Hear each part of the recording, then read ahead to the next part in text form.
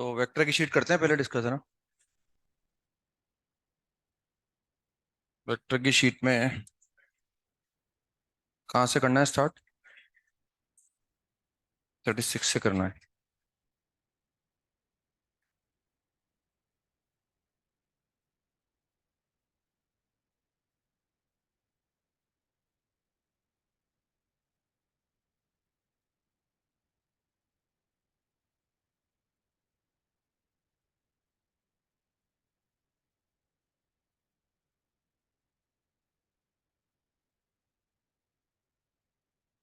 तो question number 36, इसमें कोई डाउट हो? 37 में कोई डाउट हो? 37 हो गया ना। दोनों लाइन की इक्वेशन आ गई हमारे पास, क्योंकि उन पर दो दो पॉइंट आ गए। लाइन का लाइन दे रखा है कि एक बार एक्स एक्सिस को एक्स इंटरसेप्ट दे रखा है, मतलब उसका वो एक्स वाई प्लेन में है। तो एक बार वो 1/8 0 0 पे कट कर रही है, और एक बार वो कट कर रही है 0, 1/4√2 0 पे कट कर रही है। लाइन पर दो पॉइंट आ गए तो लाइन की इक्वेशन आ गई। इससे सेकंड लाइन की इक्वेशन आ गई, और उनके बीच में फिर हमने छोटे डिस्टेंस निकाल ली। ए बी वेक्टर का पी क्रॉस के ऊपर प्रोजेक्शन निकाल लिया। 38 में को डाउट हो? 38 में को डाउट? ये मैंने क्लास भी था, क्लास में आपको इस तरह का सवाल है ना, क्लास में था वो। 39 में को डाउट हो? 39 में या तो आप बी वेक्टर को एज्यूम करो, है ना, या हमें पता लगाना है कि ऐसा कोई बी वेक्टर एग्जिस्ट कर रहा है क्या, जिसमें वो बी वेक्टर के जो कंपोनेंट होंगे, मतलब मॉड भी हमारे पास इसके बीच में आना चाहिए, 1 2 3 4 10। तो या तो बी को एज्यूम करो आप, B1I B2J B3 के, और फिर जो है वो बी क्रॉस सी निकालो, और बी क्रॉस सी को ए से कंपेयर कर लो, आई जे के कोफिशिएंट कंपेयर करके। B1 B2 B3 में इक्वेशन आएंगी तीन। या फिर ऐसे देख सकते हैं अपन कि बी क्रॉस सी, हमारे पास हम चाहते हैं ऐसा कोई बी वेक्टर निकालें कि बी क्रॉस सी ए आ जाए। तो हम जानते हैं ये वेक्टर बी के परपेंडिकुलर है, और सी के भी क्या है, तो डॉट विद सी ले लो इसमें ना। डॉट विद बी तो इसलिए नहीं ले रहे अपन क्योंकि बी पता नहीं है अपने को ना, डॉट विद सी ले लिया हमने ना। तो अगर मैं दोनों तरफ डॉट विद सी लूं तो ये जीरो आ जाएगा, और ये क्या आएगा, but a dot c is non zero. तो ये पॉसिबल नहीं है, इसका मतलब है ए डॉट सी जीरो आना चाहिए ना। भाई अगर बी क्रॉस सी उसके बराबर है तो फिर ए डॉट सी जीरो आना चाहिए, जबकि ए डॉट सी जीरो नहीं आ रहा, क्योंकि ए और सी दोनों दे रखे हैं अपने को ना। That is not zero. 40 में को डाउट हो? क्वेश्चन नंबर 40 में को डाउट हो? 41 में को डाउट हो? 41 में को डाउट? 42 में को डाउट? 42 में को डाउट? 43 में को डाउट? 43 हो गया, वो मैट्रिक्स का सवाल है एक तरह से ना। वो जो है हमारे पास फर्स्ट इक्वेशन को आप जो है वो चार से, सेकंड इक्वेशन को चार से मल्टीप्लाई कर दो, और फर्स्ट वाली माइनस कर दो, तो थर्ड वाली ला सकते हैं अपन, है ना। सेकंड वाली इक्वेशन को चार से मल्टीप्लाई करने पर 4Z आ जाएगा, और फर्स्ट वाली में भी 4Z है। तो सेकंड वाली को चार से मल्टीप्लाई करके फर्स्ट वाली माइनस कर दो, ताकि जेड हट जाएगा। उसके बाद थर्ड ला सकते हैं हम, तो फिर कंपेयर कर लेंगे। तो म्यू बराबर लेमडा बराबर 4 आ जाएगा, और म्यू बराबर -2 आ जाएगा, है ना, म्यू बराबर -2। बस वो रख देंगे और फिर डिस्टेंस निकाल लेंगे। 44 में को डाउट हो? 44 लगभग एक जैसे सवाल है। 41 हो गया, 44 हो गया, है ना, बताना है। इसके बाद 45 में को डाउट हो? तो इसमें दे रखा है मैंने कि foot of the perpendicular drawn from a point on the circle. तो सर्कल एक्स वाई प्लेन में ही है, क्योंकि जेड जीरो दे रखा है। तो उस पर कोई पॉइंट ले लो आप। अब सर्कल पे कोई पॉइंट ले लिया हमने पी, मान लिया वो पॉइंट पी हमारे पास cos alpha comma sine alpha और कोमा जीरो हो गया ना। ये ऐसे हो गया पॉइंट। अब इससे क्या निकाल रहे हैं, इसका हम प्लेन पर निकाल रहे हैं फुट ऑफ द परपेंडिकुलर। तो हमने इस पॉइंट से उस प्लेन पर ड्रॉ कर रहे हैं परपेंडिकुलर, उसका फुट निकाल रहे हैं। तो x minus cos alpha upon a का मतलब 2 हो गया शायद, है ना, और y-y1 upon b, and b is equal to, b कितना आ गया, कोफिशिएंट ऑफ y, और वो कितना आ जाएगा, 3 आ जाएगा। एंड फिर z-z1 upon c, and c is equal to 1 is equal to minus, इसको रख दो बस हवा पे ना। तो बस ये रख दिया, रख के तो बस ये एक्स वाई जेड क्या आ जाएगा, फुट आ जाएगा, मतलब हमने दे रखा है ना। अब इसमें क्या है, हमें बेसिकली ये अल्फा गायब करना पड़ेगा एक्चुअली अपने को, और हमें जेड दिया हुआ है। वो हर ऑप्शन में क्या लिखा हुआ है, हर ऑप्शन में लिखा हुआ है कि जो बेसिकली जेड है वो, मतलब क्योंकि जो फुट ऑफ द परपेंडिकुलर आएगा ना, यहाँ से जो एक्स वाई जेड आएगा, हम चाहते हैं वो क्या हो, फुट ऑफ द परपेंडिकुलर हो एक्चुअली। तो जो एक्स वाई जेड आएगा वो प्लेन की इक्वेशन को क्या करेगा, सेटिस्फाई करेगा। तो हमें ऑलरेडी जेड दे रखा है उन्होंने, कि जो जेड है हमारे पास वो है हमारे पास 6 माइनस 2x माइनस 3y। तो बेसिकली वो जेड प्लेन की इक्वेशन से निकाल लिया उन्होंने ना। तो जेड हमारे पास जो है वो उन्होंने दे रखा है 6 - 2x। Z is equal to 6 - का 2x और -3y। 2x - 3y ये हमें दिया हुआ है। बस इस जेड को रख दो यहाँ ना, और अल्फा को गायब कर दो एक्स वाई निकाल के। तो जैसे मैं यहां से निकालूंगा x minus cos alpha is equal to z. तो टू है, what is z? 6 - 2x - 3y आ जाएगा। तो यहां से मैं x निकाल सकता हूँ, कॉस अल्फा निकाल लूंगा यहाँ से। तो cos alpha is equal to, cos alpha को उधर ले जा रहा हूँ, बाकी को उधर लेके आ जाता हूँ। तो 5x minus, sorry +6y and -12। सही लिखा है? तो ये कॉस अल्फा आ जाएगा ऐसे, है ना? सही लिखा है ना? उधर इंटरचेंज कर लिया मैंने और बाकी को उधर लेके आ गया। तो 4x से 5x हो गया, 6y से 6y हो गया, -12 हो गया। ऐसे यहां से साइन अल्फा निकाल लो। तो sine alpha is equal to y minus sine alpha is equal to कितना आ गया? 3z आ गया। तो 3 तो 3 है, what is z? 6 - 2x minus का 3y। यहाँ से साइन अल्फा निकाल लो। तो sine alpha will be equal to 6x, फिर 9y से 10y बन जाएगा, -18। बस अब इनकी स्क्वायरिंग करके जोड़ दो आप, ठीक है ना?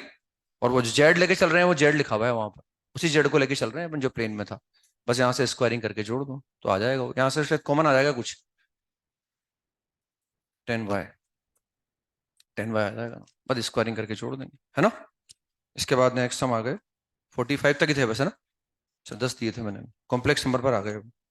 कॉम्प्लेक्स नंबर में एक्सरसाइज 1 का पार्ट 1। पार्ट 1 में कौन सा है? A8। तो A8 में कोई डाउट हो? ये तो रिमाइंडर थ्योरम होती है वो लगा दी हमने ना, हो गया। रिमाइंडर हम जानते हैं वो z² + 1 से डिवाइड कर रहे हैं। तो रिमाइंडर या तो 1 डिग्री का आएगा या 0 डिग्री का आएगा, 0 आएगा। तो रिमाइंडर मान लेंगे AZ + B। जैसे वो क्वाड्रेटिक में पढ़ते थे ना अपन, तो AX + B मानते थे, यहाँ AZ + B मान लेंगे, है ना? इसके बाद नेक्स्ट कौन सा? ए कौन सा? B8 में कोई डाउट हो गया? तो इसमें देखो ये मैंने लिखाया भी था कल आपको कि वो ऐसा मूव कर रहा है कि उसकी फिक्स पॉइंट से, दो फिक्स पॉइंट से डिस्टेंस का सम फिक्स पॉइंट के बीच के डिस्टेंस के बराबर आ रहा है।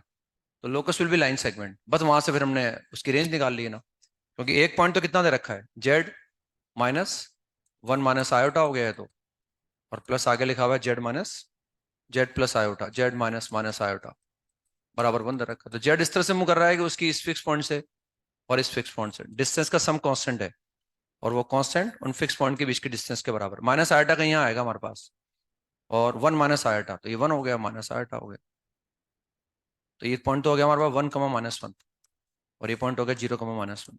अब कोई पॉइंट इस तरह से मूव कर रहा है कि उसकी इससे डिस्टेंस निकालो, इससे डिस्टेंस निकालो, और उनका सम इन फिक्स पॉइंट के बीच के डिस्टेंस के बराबर आ रहा है। तो locus will be line segment, यानी जेड इसी लाइन सेगमेंट पे कहीं ना कहीं मूव करेगा।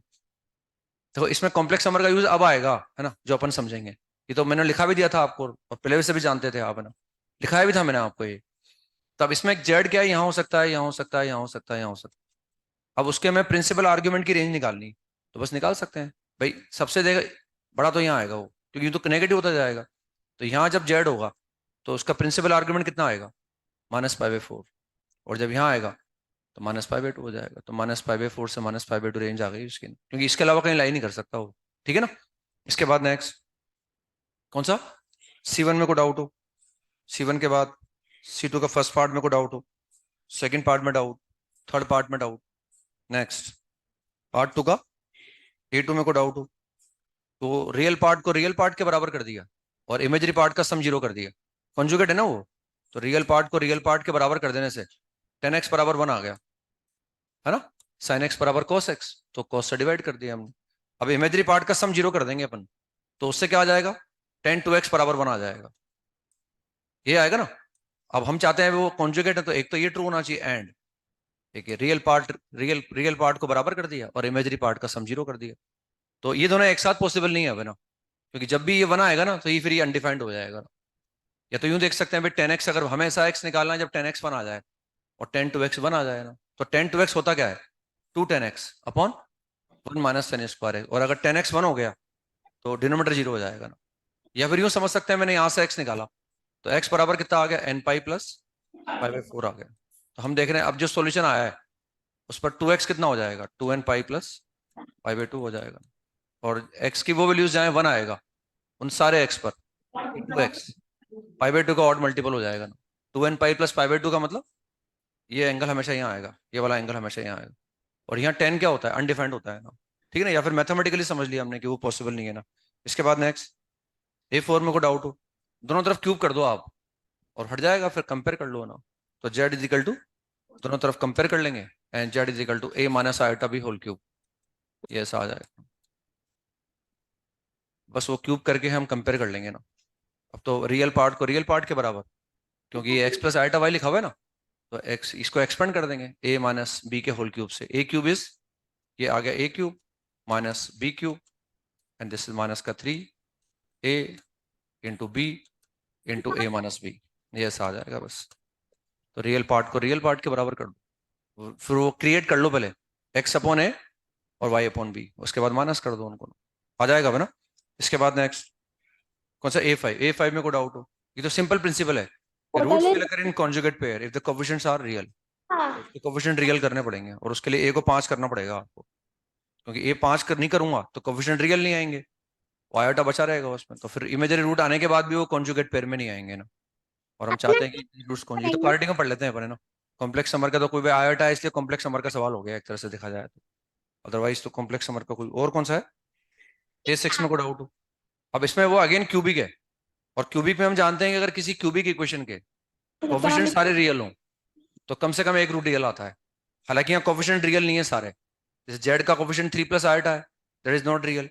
तो हम ये नहीं बोल सकते कि भाई कम से कम एक रूट रियल आएगा आंख बंद करके, लेकिन उन्होंने दे रखा है इसका एक रूट रियल। और अगर अगर रूट्स इमेजरी भी आएंगे, ये गारंटी नहीं है वो कॉन्जुगेट पेयर में आएंगे, क्योंकि ये पॉसिबल तभी होता है जब कोफिशिएंट्स आर रियल, चाहे इक्वेशन 2 डिग्री का हो, 3 डिग्री का हो, 4 डिग्री का हो, 100 डिग्री का हो। If all the coefficients are real then only imaginary roots occur in conjugate pair. तो उन्होंने लेकिन दे रखा है अपने को कि भाई यहाँ जो है इसका एक रूट हमारे पास रियल है और वो अल्फा है। अब वो रूट रियल है और अल्फा है तो वो उस इक्वेशन को क्या करेगा, सेटिस्फाई कर देगा। बस सेटिस्फाई करा दो, उसमें जेड की जगह अल्फा रख दो आप, तो जेड की जगह अल्फा रखने से अल्फा क्यूब आ जाएगा minus 3 plus iota into alpha आ जाएगा। आगे क्या लिखा हुआ है, प्लस m, और प्लस का 2 आयोटा बराबर 0। हमें दिया हुआ है कि m रियल नंबर है और अल्फा रियल दे रखा है, तो इसमें जिसमें आयोटा नहीं आ रहा उसको अलग कर दो, अल्फा क्यूब माइनस का 3 अल्फा प्लस m, इसको अलग कर दिया। जिसमें आयोटा आ रहा है उसको अलग कर दो, 2 माइनस अल्फा। अब ये एक कॉम्प्लेक्स नंबर है जो x प्लस आयोटा वाई के फॉर्म में लिखा हुआ है, तो इसको भी x प्लस आयोटा वाई के फॉर्म में लिख दो। तो रियल पार्ट के बराबर हो जाएगा और इमेजरी पार्ट के बराबर हो जाएगा। तो 2 माइनस अल्फा बराबर 0। तो अल्फा कितना आ गया 2, अल्फा बराबर 2 को रख देंगे यहाँ पर, बस उससे m की वैल्यू आ जाएगी, है ना, क्योंकि m रियल दिया हुआ है सवाल में। अगर m रियल नहीं दिया हुआ होता तो मैं कुछ नहीं कर पाता। इसलिए वो जो इन्फॉर्मेशन दी होती है ना कि x y belongs to r या m बिलोंग्स टू r, वो काफी काम की होती है इन्फॉर्मेशन। यहाँ दे रखा था कि m रियल है, बस अब यहाँ से अल्फा निकाल के मार देंगे और वहां से m की वैल्यू निकाल लेंगे। इसके बाद नेक्स्ट कौन सा, B4 में को डाउट हो। अब इसमें क्या है, वो बहुत सारे कॉम्प्लेक्स नंबर हो गए, तो हमें ऑप्शन बताना है भाई कौन सा ऑप्शन ऐसा है कि उस सेगमेंट पे जो कॉम्प्लेक्स नंबर लाई करेगा उनमें से उसका आर्ग्यूमेंट इन 4 ऑप्शन में से किसके बराबर हो सकता है। तो उसमें एक कॉम्प्लेक्स नंबर है -3 और -5 आयोटा, तो ये -3 बना दिया और 5 आयोटा यहाँ बना दिया, तो Z1 यहाँ है मतलब है ना, -3 5। दूसरा है -5 -3, तो -3 मैंने यहाँ बना दिया ना। दूसरा कॉम्प्लेक्स नंबर यहाँ है Z2, दिस इज Z2 -3 -5 -3। अब इनको मिला दिया मैंने, तो यहाँ इस लाइन सेगमेंट पर कितने सारे कॉम्प्लेक्स नंबर होंगे, बहुत सारे होंगे। अब जो भी कॉम्प्लेक्स नंबर यहाँ है ना, उनका आर्ग्यूमेंट इस Z1 के आर्ग्यूमेंट से क्या होगा, बड़ा होगा ना, है ना। और यूं बोल सकता हूँ कि Z2 के आर्ग्यूमेंट से क्या होगा, छोटा हो जाएगा, क्योंकि यूं नाप रहे हैं बने ना, मतलब आप प्रिंसिपल की बात नहीं कर रहे, आर्ग्यूमेंट की बात कर रहे हैं। अब या तो रेंज निकालो आप कि भाई जो भी कॉम्प्लेक्स नंबर यहाँ लाई करेगा उसका आर्ग्यूमेंट इस एंगल से कम होगा और इस एंगल से क्या होगा, बड़ा होगा, या तो वो एंगल निकालें। लेकिन दोनों इनकन्वीनियंट है हमारे लिए, है ना, मतलब या तो रेंज निकाल के फिर चेक कर रहे हैं अपन, ये हमें ऑप्शन भी चेक करना है।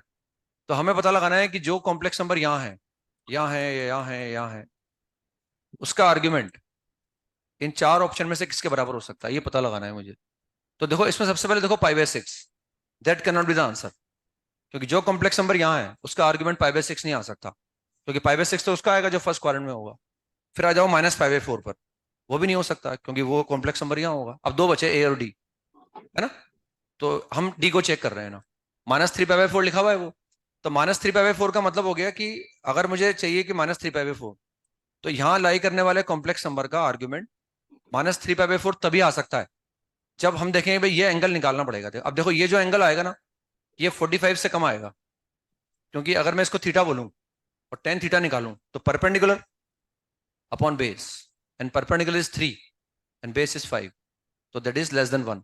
तो ये एंगल 45 से छोटा है, जबकि 3π/4 आने के लिए इस एंगल को या तो π/4 होना चाहिए था। अगर π/4 होता ना भाई तो उल्टा नाप लेता मैं, -π + π/4, या π/4 से बड़ा होना चाहिए था।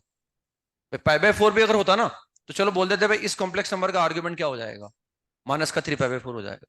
लेकिन ये π/4 से भी छोटा है ना, आगे समझ में।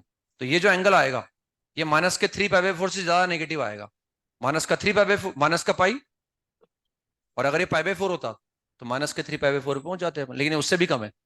तो वो एंगल -3π/4 से भी छोटा होगा, मतलब आ रहा है समझ में। तो आई क्या आंसर बचा, 5π/6। 5π/6 इज द आंसर। अब 5π/6 भी समझ सकते, पहले हो सकता है हम 5π/6 पे फोकस करते। 5π/6 का मतलब 150 हो गया, 150 का मतलब 180 -30। तो देखें यूं कितना जा रहा हूं मैं लौट के, तो बेसिकली ये जो एंगल आएगा ये 30 डिग्री से बड़ा आ जाएगा, क्योंकि इसमें अगर मैं थीटा बोलूंगा ना तो साइन थीटा इज परपेंडिकुलर, या है ना, परपेंडिकुलर अपॉन बेस, और परपेंडिकुलर अपॉन बेस 1 से बड़ा आ रहा है, मतलब 45 से भी बड़ा है। नहीं आ रहा समझ में, तो है ना, 45 से कितना आ रहा है, ये परपेंडिकुलर अपॉन बेस 5/3 आ रहा है ना, तो tan थीटा 1 से बड़ा आएगा। 1 से बड़े का मतलब ये 45 से बड़ा है, और अगर ये 45 से बड़ा है तो नो डाउट वो 5π/6 उस रेंज में आ जाएगा ना। समझ पा रहे हैं बात। तो ऐसे चेक कर लिया हमने, किसी भी मतलब दो तो रिजेक्ट कर दिए और बाकी को चेक कर लो ना। इसके बाद नेक्स्ट C2 में को डाउट हो, इसके बाद C4 में को डाउट हो, C5 में को डाउट हो गया ना। वो सर्कल के अंदर अंदर वाला है और प्रिंसिपल आर्ग्यूमेंट -π/2 से π/2 के बीच में आ रहा है आर्ग्यूमेंट है, और वो आगे समझ में। इसके बाद नेक्स्ट C8 में को डाउट हो, C8 वो इलिप्स वाला पोर्शन आ गया, दो ऐसा वेरी कर रहा है। डेफिनेशन ही दे देखो इसमें, अब क्या कॉम्प्लेक्स नंबर का मैंने समझा दिया आपको ना, और वो इलिप्स के बारे में भी वो भी लिखवा दिया मैंने, ऐसी बात नहीं कि वो ऐसे वेरी कर रहा है कि उसकी दो फिक्स पॉइंट से डिस्टेंस का सम कांस्टेंट तो है, लेकिन वो उन फिक्स पॉइंट के बीच की डिस्टेंस से बड़ा आ रहा है ना, 4 आ रहा है। इक्विलिटी की बात कर लो पहले आप, इक्विलिटी अगर 4 होगा तो इलिप्स आ जाएगा, और उसके लिए वो फिक्स पॉइंट फोकई का रोल प्ले करेंगे, और 4 से छोटा होगा तो इलिप्स के अंदर आ जाएगा। और कौन सा है, पार्ट 3, मम्मी जो कह रही है जो A1 में को डाउट हो, A1 में को डाउट हो गया ना। प्योरली इमेजरी कर दिया, उसको कॉन्जुगेट से ऊपर नीचे मल्टीप्लाई कर दिया, और प्योरली इमेजरी करने का मतलब रियल पार्ट क्या कर दिया, 0 कर दिया, तो उससे साइन स्क्वायर थीटा बराबर हाफ आ गया। तो साइन थीटा बराबर 1/√2 और साइन थीटा बराबर -1/√2। लेकिन थीटा 0 से 4π में है, तो साइन थीटा अगर 1/√2 है तो 0 से 4π में 4 एंगल आएंगे, और ऐसे साइन थीटा अगर -1/√2 है तो 0 से 4π में फिर 4 एंगल आएंगे, तो 8 एंगल आएंगे मतलब, है ना। क्योंकि 0 से 2π में साइन 1/√2 दो बार होता है, एक फर्स्ट में और एक सेकंड में। 0 से 4π में फिर दो बार और आएगा, तो 4 उससे आएंगे और 4 उससे आ जाएंगे, तो 8 वैल्यू आ जाएंगी थीटा की। और कौन सा है, A3 में को डाउट हो, वो सोल्व कर लो उसको, तो उससे आयोटा की पावर n आ गया वो, और आयोटा की पावर n हम चाहते हैं कि n कम से कम हो, और लीस्ट नेचुरल वैल्यू निकालनी है, तो n को 2 मान लेंगे अपन, कम से कम 2 तो लेना ही पड़ेगा, तब जाके वो रियल आ जाएगा। और कौन सा है, B8 में को डाउट हो, तो सरकम सेंटर निकाल लो उसका ना भाई, वो तीनों से बराबर डिस्टेंस पर है ना भाई, तो एक पॉइंट तो कितना आ गया, एक पॉइंट आ गया हमारे पास, एक पॉइंट आ गया 1, एक पॉइंट आ गया -1, एक तो ये आ गया 1, एक आ गया -1, और एक आयटा आ गया, एक पॉइंट ये वाला आ गया। अब ये पॉइंट तो क्या हो गया, 0,1 हो गया, ये पॉइंट कितना हो गया 1,0 हो गया, और ये कितना हो गया -1,0 हो गया। अब हम चाह रहे हैं कि एक ऐसा पॉइंट निकालो, या ऐसा पॉइंट बताओ, या ऐसा कॉम्प्लेक्स नंबर बताओ जो इन तीनों से बराबर डिस्टेंस पर है। तो इन तीनों पॉइंट से एक ट्राइंगल बन रहा है, और हम चाह रहे हैं भाई ऐसा पॉइंट निकालें ट्राइंगल के तीनों वर्टेक्स से बराबर डिस्टेंस पर हो, तो वो पॉइंट क्या होगा, सरकम सेंटर। और सरकम सेंटर किसी भी ट्राइंगल का एक ही होता है बस, तो एक ही जेड ऐसा होगा बस। अब वो जेड निकालना चाहे तो वो निकाल सकते हैं, हालांकि उन्होंने जेड पूछा नहीं, लेकिन अपन जेड निकालना चाहे तो निकाल सकते हैं। वो कैसे निकालेंगे, सरकम सेंटर निकाल लेंगे। What is circumcentre, point of concurrency of perpendicular bisector of sides. तो इस साइड का एक तो परपेंडिकुलर बाइसेक्टर ही है, तो एक परपेंडिकुलर बाइसेक्टर तो ही आ गया, यानी ये कंफर्म है कि सेंट्रोइड इस एक्सिस लाइन पर आएगा ना। अब एक परपेंडिकुलर बाइसेक्टर और निकाल लो, तो इसी को निकाल लो आपने, देखो इसका मिड पॉइंट लिख दो एक, तो इसका मिड पॉइंट, इसका मिड पॉइंट क्या आएगा, 1/2 1/2 आ जाएगा। अब मुझे परपेंडिकुलर बाइसेक्टर चाहिए, तो यहां से पास होगा, और इसका स्लोप कितना आ रहा है देखो आप,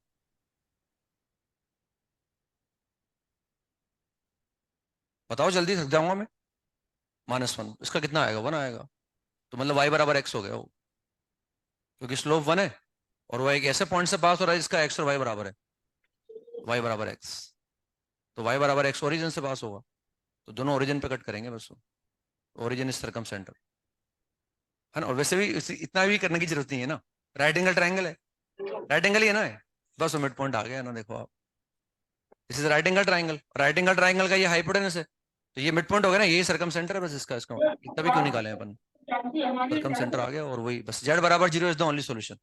यही ऐसा पॉइंट होगा जो तीनों से बराबर डिस्टेंस पर होगा। और कौन सा है, C1 में को डाउट हो, C1 में को डाउट, C1 के बाद C4 में को डाउट हो, तो टेंजन आ जाएगी ना, एक ही जगह टच करेगा बस उसको, नहीं आया है, सर्कल ड्रॉ कर दिया और आगे ड्रॉ, उसके बाद और कौन सा है, बस यही थे ना। तो उस पर लगा होगा आपको ज्यादा है, लेकिन वो कॉम्प्लेक्स नंबर के आसान थे सवाल, वो करने में टाइम तो लगता है, 2-3 मिनट 4 मिनट जो भी लगते हैं वो लगते तो हैं, ऐसी बात नहीं, लेकिन वो लोड तब आता है जब होता नहीं है सवाल, टफ होता है तो दिक्कत आती है, फिर टाइम ज्यादा लगता है, होते रहते हैं तो दिक्कत नहीं आती है ना।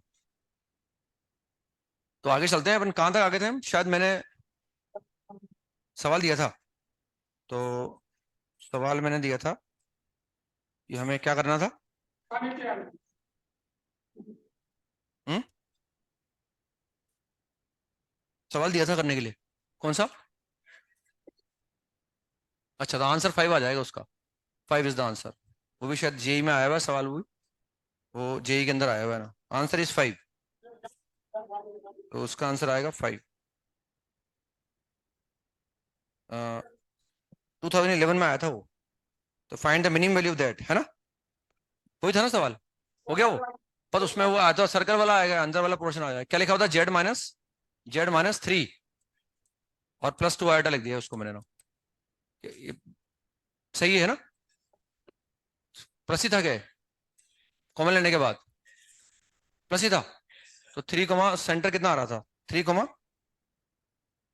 + 2 आइटा आ गया वो, तो पॉइंट आ गया 3,2, और <2 था वो, <2 ये तो दे रखा था, और हमें निकालना था मॉडुलस ऑफ 2Z - 6, और आगे +5 आइटा, ये निकालना था, इसकी मिनी वैल्यू निकालनी थी हमें।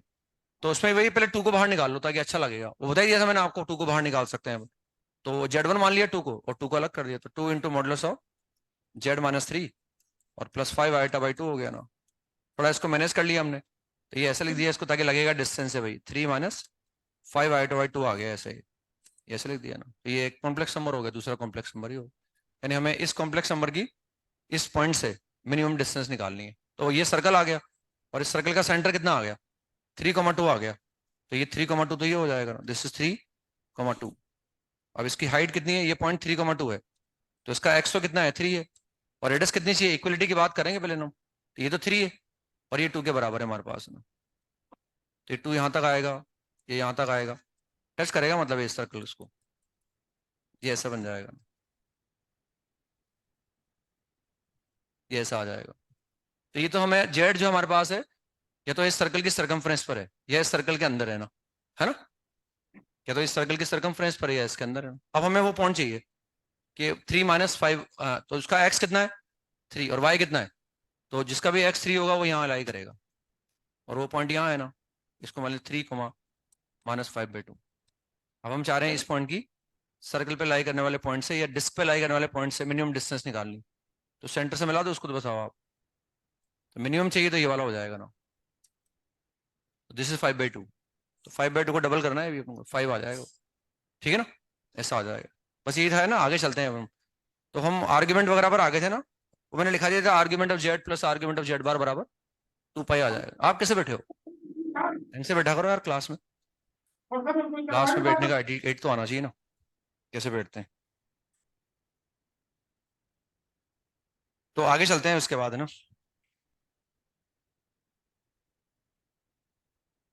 तो लिखें different forms of complex number, different forms of complex number, different forms of complex number.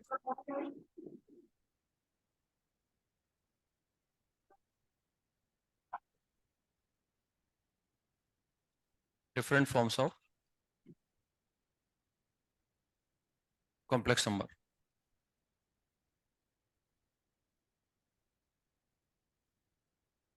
मतलब हम किसी एक ही कॉम्प्लेक्स नंबर को अलग अलग फॉर्मेट में लिखना सीखेंगे। अभी तक हमने दो फॉर्म लिखे हैं, या तो उसको x plus iota y form बोल दो कि एक्स प्लस आइटा वाई की फॉर्म में लिखो, या उसको आप ऑर्डर्ड पेयर फॉर्म में लिखो। तो उसी कॉम्प्लेक्स नंबर को हम ऑर्डर्ड पेयर फॉर्म में भी लिख सकते हैं ना। जैसे अगर मैं कॉम्प्लेक्स नंबर को मान लो ऐसे लिख रहा हूँ, z is equal to x plus iota y, जहाँ एक्स और वाई रियल नंबर है, तो उसको बोल रहे हैं अपन ये कार्टेशियन फॉर्म हो गई हमारे पास। ये कार्टेशियन फॉर्म हो गई ना। और इसी को अगर मैं ऐसे लिख दूंगा तो ये ऑर्डर्ड पेयर फॉर्म हो जाएगा ना। ये हो जाएगा ordered pair form. Ordered pair form तो है कॉम्प्लेक्स नंबर वही। ऐसा नहीं कि कॉम्प्लेक्स नंबर चेंज हो गया, लिखने का तरीका चेंज कर दिया उसको बस हमने। अब ऐसे अपन डिफरेंट फॉर्म पर आते हैं, अब नेक्स्ट फॉर्म पर, पोलर फॉर्म।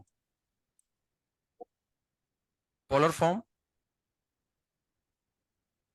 और या फिर बोल सकते हैं उसको अपन modulus argument form.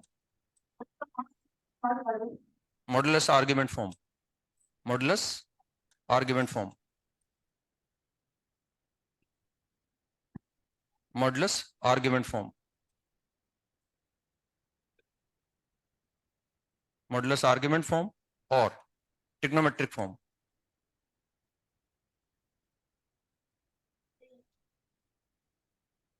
Trigonometric form. Polar form बोल सकते हैं, मॉडुलस आर्ग्यूमेंट फॉर्म बोल सकते हैं, या ट्रिग्नोमेट्रिक फॉर्म बोल सकते हैं ना। जैसे इसको मैंने ऐसे लिख दिया, ऐसे ही अब जो गिवन कॉम्प्लेक्स नंबर है मेरे पास, उसको मैं पोलर फॉर्म में या ट्रिग्नोमेट्रिक फॉर्म में या मॉडुलस आर्ग्यूमेंट फॉर्म में लिखूंगा ना। क्या लिखें, z is equal to r cos theta plus iota sine theta is called polar form of z. अब चाहे पोलर फॉर्म बोल दो, ट्रिग्नोमेट्रिक फॉर्म बोल दो, मॉडुलस आर्ग्यूमेंट फॉर्म बोल दो, एक ही बात है वो ना। Is called polar form of z, where r is equal to modulus of z and theta is equal to argument of z. Theta is argument of z. दोनों निकालने आते हैं हमें ना। हमें आर्ग्यूमेंट भी निकालना आता है, और हम जब भी आर्ग्यूमेंट निकालते हैं पहले प्रिंसिपल निकालते हैं। ऑप्शन में नहीं हो, हमारा काम नहीं चल रहा हो, कोई दिक्कत आ रही है, तो टू एन पाई जोड़ दो उसमें ना। तो अपन ये नहीं बोल रहे कि थीटा प्रिंसिपल आर्ग्यूमेंट है, हम ये बोल रहे हैं ये आर्ग्यूमेंट है। लेकिन अगर मुझे यहाँ थीटा लिखना होगा तो पहले मैं प्रिंसिपल निकाल लूंगा, रख दूंगा वहां। अब लगेगा वो बोल रहे हैं पोलर फॉर्म में लिखो, और मैंने प्रिंसिपल निकाल के रख दिया वहां, और फिर मैंने ऑप्शन देखा प्रिंसिपल था ही नहीं, तो फिर टू एन पाई से जो भी आ रहा होगा वो लिख दूंगा। ठीक है ना। मतलब आर्ग्यूमेंट निकालने के लिए भी हम पहले प्रिंसिपल निकालते हैं, फिर काम नहीं चल रहा हो, दिक्कत आ रही हो, ऑप्शन में नहीं हो, तो टू एन पाई जोड़ देते हैं उसमें ना। तो बस ये दोनों आने चाहिए लिखने में। अब किसी भी कॉम्प्लेक्स नंबर को पोलर फॉर्म में लिखने के लिए कहा हम लिख सकते हैं, उसका मॉड निकाल दो, आर की जगह रख दो, थीटा निकाल लो या थीटा की जगह रख दो, तो वो पोलर फॉर्म में आ जाएगा। अब इसमें बेसिकली इसको बोलते हैं मतलब मॉडुलस आर्ग्यूमेंट फॉर्म का मतलब ये है कि ये पहले जो क्वांटिटी होगी नॉन नेगेटिव होगी, क्योंकि ये मॉडुलस होगा एक्चुअली, है ना, ये मॉड, क्योंकि अगर ये नेगेटिव हो गया तो फिर मॉडुलस नहीं होगा। मतलब ये मॉडुलस आर्ग्यूमेंट फॉर्म का मतलब, अगर वो ऐसे लिखा हुआ है, ऐसे का मतलब वो कैसे लिखा हुआ है, ये क्वांटिटी पॉजिटिव होनी चाहिए या नॉन नेगेटिव होनी चाहिए, पहले कॉस होना चाहिए, बाद में साइन होना चाहिए, दोनों का एंगल सेम होना चाहिए, और बीच में प्लस साइन होना चाहिए, तब बोलेंगे वो मॉडुलस आर्ग्यूमेंट फॉर्म में लिखा हुआ है। पहले बाहर जो क्वांटिटी ब्रैकेट की है वो नॉन नेगेटिव हो, पहले कॉस का टर्म हो, बाद में साइन का टर्म हो, कॉस साइन दोनों के एंगल सेम हो, एंगल क्या हो उससे मतलब नहीं है, दोनों के एंगल सेम हो और बीच में प्लस साइन हो, तब वो एग्जैक्टली तब बोलेंगे उसको कि मॉडुलस आर्ग्यूमेंट फॉर्म में है ना। ठीक है ना। अब ये कैसे लिखा गया है इसको देख सकते हैं अपन चाहें तो। जैसे फॉर एग्जाम्पल हमारे पास जेड है एक्स प्लस आइटा वाई, इसी कॉम्प्लेक्स नंबर को हमने ऑर्डर्ड पेयर फॉर्म में लिख दिया। अब भाई वो पोलर फॉर्म कैसे आ गया ना, तो उसमें हमने मान लिया कि भाई हमारे पास जेड ऐसे है ना, ये जेड मैंने ऐसा बना दिया, मान लिया कि भाई एक्स हमारे पास ये ड्रॉ करते वक्त ऐसे पॉजिटिव भी मान के चलते हैं अपने ना, और ये वाई मान लिया हमने इसको, इसका इमेजरी पार्ट वाई हमारे पास है, तो उस कॉम्प्लेक्स नंबर जेड को मैं यहाँ लोकेट कर सकता हूँ ना। ठीक है ना। अब हम जानते हैं भाई ये जो डिस्टेंस होती है ना, इसको मॉड जेड बोलते हैं, है ना, इसको बोलते हैं मॉड जेड, तो इसको मैंने आर बोल दिया। और इसका जो आर्ग्यूमेंट है, आर्ग्यूमेंट का मतलब हो गया angle made by OZ vector, इस एंगल को मैंने थीटा बोल दिया। Now what we can say about x? r cos theta और y, तो उस x की जगह r cos theta रख दो, y की जगह r sin theta रख दो, r कॉमन ले लो वहां से और फिर आ जाएगा cos theta plus eta sin theta, फिर ऐसा आ जाएगा, है ना? ऐसे लिख दिया बस उसको, ऐसे लिख के मैथमेटिशियन लिखने का तरीका चेंज कर दिया। अब कभी कहा जाए कि कॉम्प्लेक्स नंबर को पोलर फॉर्म में लिखो, तो उस कॉम्प्लेक्स नंबर का मैं मॉडुलस निकाल लूंगा। अब मॉडुलस निकालने के लिए मुझे मान लो उसको x प्लस आयटा वाई की फॉर्म में लिखना पड़े पहले, तो लिखूंगा, उसमें क्या है ना, मॉडुलस निकालना आता है, ये मैं आर्ग्यूमेंट भी निकालना आता है, रख देंगे वहां पर, रख के देख लेंगे बस। लिखो write the following complex number in polar form, write the following complex numbers in polar form, write the following complex numbers in polar form. z is equal to 1 minus iota upon 1 plus iota, एक तो ये, second z is equal to -1 plus iota root 2। इनको मुझे polar form में लिखना है ना, तो कुछ नहीं, इनका मुझे मॉड निकालना है बस, और मुझे आर्ग्यूमेंट निकालना है, और मॉड निकाल के आर की जगह रख दूंगा, आर्ग्यूमेंट निकाल के थीटा की जगह रख दूंगा। मॉडुलस और आर्ग्यूमेंट निकालना आ गया अपने को ना।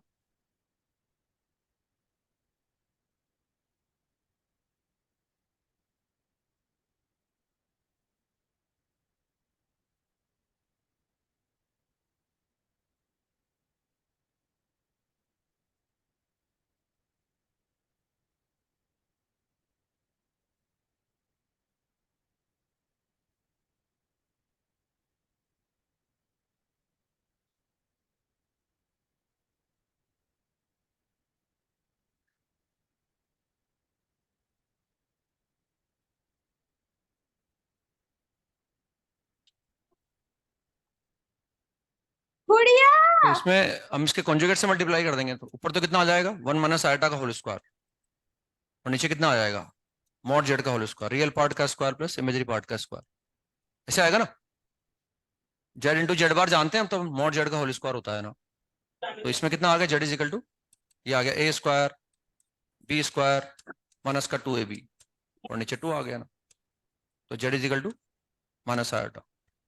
अब इसकी लेंथ कितनी हो गई, 1 हो गई, और इसका आर्ग्यूमेंट कितना हो गया, तो आर बराबर तो आ गया 1, और थीटा बराबर -π/2, है ना। तो देयरफॉर उस जेड को polar form, Z is equal to r cos theta plus iota sine theta, ये पोलर फॉर्म में लिखा हुआ है कॉम्प्लेक्स नंबर में। है माइनस आयटा ही है, माइनस आयटा को लिखने का तरीका चेंज कर दिया बस हमने। है minus iota because cos -π/2 0, sine of -π/2 is -1, तो माइनस का आयटा लिखा हुआ है वो। लेकिन ये मॉडुलस आर्ग्यूमेंट फॉर्म में लिख दिया, या पोलर फॉर्म में लिख दिया, या ट्रिग्नोमेट्रिक फॉर्म में लिख दिया, ये आर आ गया, मॉड आ गया। अब अगर मान लो मुझसे कहा जाए पोलर फॉर्म में लिखो, मैंने ये लिख के बैठ गया, मैं अब ऑप्शन में नहीं है, मान लो ये, भाई इसको तो चेंज कर नहीं सकते अपन, 1 की जगह 2 तो कर ही नहीं सकते अपन, है ना। तो ये इसको चेंज कर सकते हैं। अब मान लो ये लगे भाई हमने तो प्रिंसिपल निकाल के रखा है, अभी ऑप्शन में नहीं है, तो कोई बात नहीं, इसमें 2n पाई जोड़ दो आप, इस एंगल में 2n पाई, भाई -π/2 का मतलब ये तो हो गया, -π/2 का मतलब आप यूं मेजर कर रहे हो। अब उन्होंने मान लो यूं मेजर कर लिया, तो आर्ग्यूमेंट तो होगा ना 3π/2, समझ रहे हैं आप। तो सबसे पहले प्रिंसिपल लिखना चाहिए अपने को ना, प्रिंसिपल आर्ग्यूमेंट पूछेंगे तब तो दिक्कत ही नहीं है, तब तो निकालना ही प्रिंसिपल है ना। आर्ग्यूमेंट भी निकालना तो भी पहले प्रिंसिपल निकालो, और आप तो लिख लो, उससे काम नहीं चल रहा हो, दिक्कत आ रही हो, ऑप्शन में नहीं हो, 2n पाई जोड़ दो उसमें ना। अब इसमें 2n पाई जोड़ दो ना, तो माइनस का π/2 प्लस 2n पाई, यानी वो कॉम्प्लेक्स नंबर यहाँ है हमारे पास। अब आर्ग्यूमेंट को यूं मेजर करोगे तो प्रिंसिपल आ जाएगा, यू मेजर करोगे तो प्रिंसिपल नहीं आएगा, और यू मेजर करोगे 2 पाई प्लस का 3π/2, तो और बड़ा आ जाएगा। तो वो सब इसमें तैयार रखेंगे अपन तो, और लगेगा वो ये मैच नहीं कर रहा तो, ठीक है ना। ऐसे लिख देंगे अपन, पोलर फॉर्म में ऐसे लिख दिए, ऐसे उसको भी लिख सकते हैं अपना। उसका मॉड कितना आ गया, √3, तो आर बराबर कितना आ गया, √3 आ गया। और थीटा निकालना है ना, कौन से क्वाड्रेंट में, ये है हमारे पास फोर्थ क्वाड्रेंट में, नहीं सेकंड क्वाड्रेंट में, तो पाई प्लस, है ना, तो pi plus tan inverse y by x, what is tan inverse y by x, minus का √2, तो माइनस साइन अपने आप बाहर आ जाएगा ना, तो पाई माइनस tan इनवर्स √2 आ जाएगा। ये प्रिंसिपल लिखा है हमने ना, ये प्रिंसिपल लिख दिया हमने बस। तो जेड क्या आ गया, z is equal to r, तो आ गया √3, और कॉस ऑफ थीटा, और प्लस ये pi minus tan inverse of √2 आ जाएगा, and plus iota sine of pi minus tan inverse of √2, ये ऐसा आ जाएगा। ठीक है ना, ऐसा आ जाए तो ये this is the polar form. और वो ठीक है, वो कॉस पाई माइनस थीटा को माइनस कॉस थीटा लिख दो, फिर पोलर फॉर्म नहीं होगा ना वो। भाई दोनों पहले कॉस होना चाहिए बाद में साइन, ये नॉन नेगेटिव होना चाहिए, दोनों का एंगल सेम होना चाहिए और बीच में प्लस साइन होना चाहिए, तब जाके वो एक्जैक्टली हम बोलेंगे पोलर फॉर्म में ना। वरना लिखा हुआ तो क्या है, पर ये लिखा हुआ क्या है, यही तो लिखा हुआ है, ये है तो बेसिकली यही, उसी को लिखने का तरीका चेंज कर दिया बस हमने, उसको पोलर फॉर्म बोल रहे हैं अपन। ठीक है ना, ऐसे निकाल सकते। अब लिखे next, find the modulus and principal argument of following complex numbers. Find the modulus and principal argument of following complex numbers. Modulus and principal argument of following complex numbers. Modulus and principal argument of following complex numbers. First है हमारे पास, heading डाल चुके मतलब है ना, अब मैं complex number लिखता रहूंगा बस ना। तो this is √3 sine 30 degree plus iota cos 30 degree. इसका मुझे मॉडुलस निकालना है एंड प्रिंसिपल आर्गुमेंट निकालना है। √3 sine 30 degree plus iota cos 30 degree.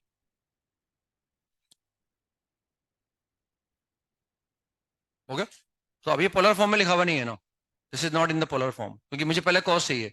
तो कॉम्प्लीमेंट्री एंगल का कंसेप्ट लगा दो आप ना, ये कॉम्प्लीमेंट्री एंगल का कंसेप्ट लगा दिए, कितना आ गया, कॉस ऑफ 60 डिग्री और प्लस आयोटा साइन 60 डिग्री आ गया। ये ऐसे लिख दिया बस हमने। अभी ये पोलर फॉर्म है, नो डाउट ये आर है, वो जो भी लिखा हुआ है वो आर्ग्यूमेंट है, और वो लकीली वो माइनस पाई से पाई के बीच में भी, इसलिए वो प्रिंसिपल भी है ना, प्रिंसिपल पूछा है हमसे ना, आर्ग्यूमेंट तो है वो, लेकिन वो प्रिंसिपल भी है क्योंकि माइनस पाई से पाई में आ रहा है वो ना। वरना वो तो निकालना, हम क्या है पोलर फॉर्म में लिख रहे हैं, वरना अदरवाइज सिंप्लीफाई कर लो उसको। ये कितना आ जाएगा 1/2, और वो कितना आ जाएगा √3/2 आ जाएगा। तो ये √3/2 और प्लस 3/2 कितना आएगा, 3/2 आ जाएगा शायद ना, क्योंकि ये √3/2 होगा, ये 1/2 होगा। तो इसको ऐसा भी कर सकते हैं ना अपन, ये √3/2 आ गया और वो कितना आ गया, वो आ गया आयोटा इंटू 3/2 आ जाएगा। ये जेड ऐसा आया। अब यहाँ से मैं इसका मॉड निकाल सकता हूँ और यहाँ से इसका मैं प्रिंसिपल आर्गुमेंट भी निकाल सकता हूँ, लेकिन हमने उसी को कन्वर्ट किया पोलर फॉर्म में एक्चुअली, क्योंकि अगर वो पोलर फॉर्म नहीं पढ़ते और फिर इसके लिए बोलते तो फिर पहले ऐसे ही करते हैं हम, पहले ऐसा लिखते फिर इसका मॉड निकालते, फिर हम उसका प्रिंसिपल आर्गुमेंट निकालते। तो फटाफट वो कन्वर्ट कर लिया उसको हमने ना। लिखे नेक्स्ट सवाल लिखे, वो मतलब नेक्स्ट कॉम्प्लेक्स नंबर लिखा रहा हूँ मैं आपको ना। Z is equal to 6 into cos of 300 degree, cos of 310 degree minus iota sine 310 degree. Mod निकालना है एंड प्रिंसिपल आर्गुमेंट, ये ऊपर लिखा हुआ है हमने ना, we have to find the modulus and principal argument.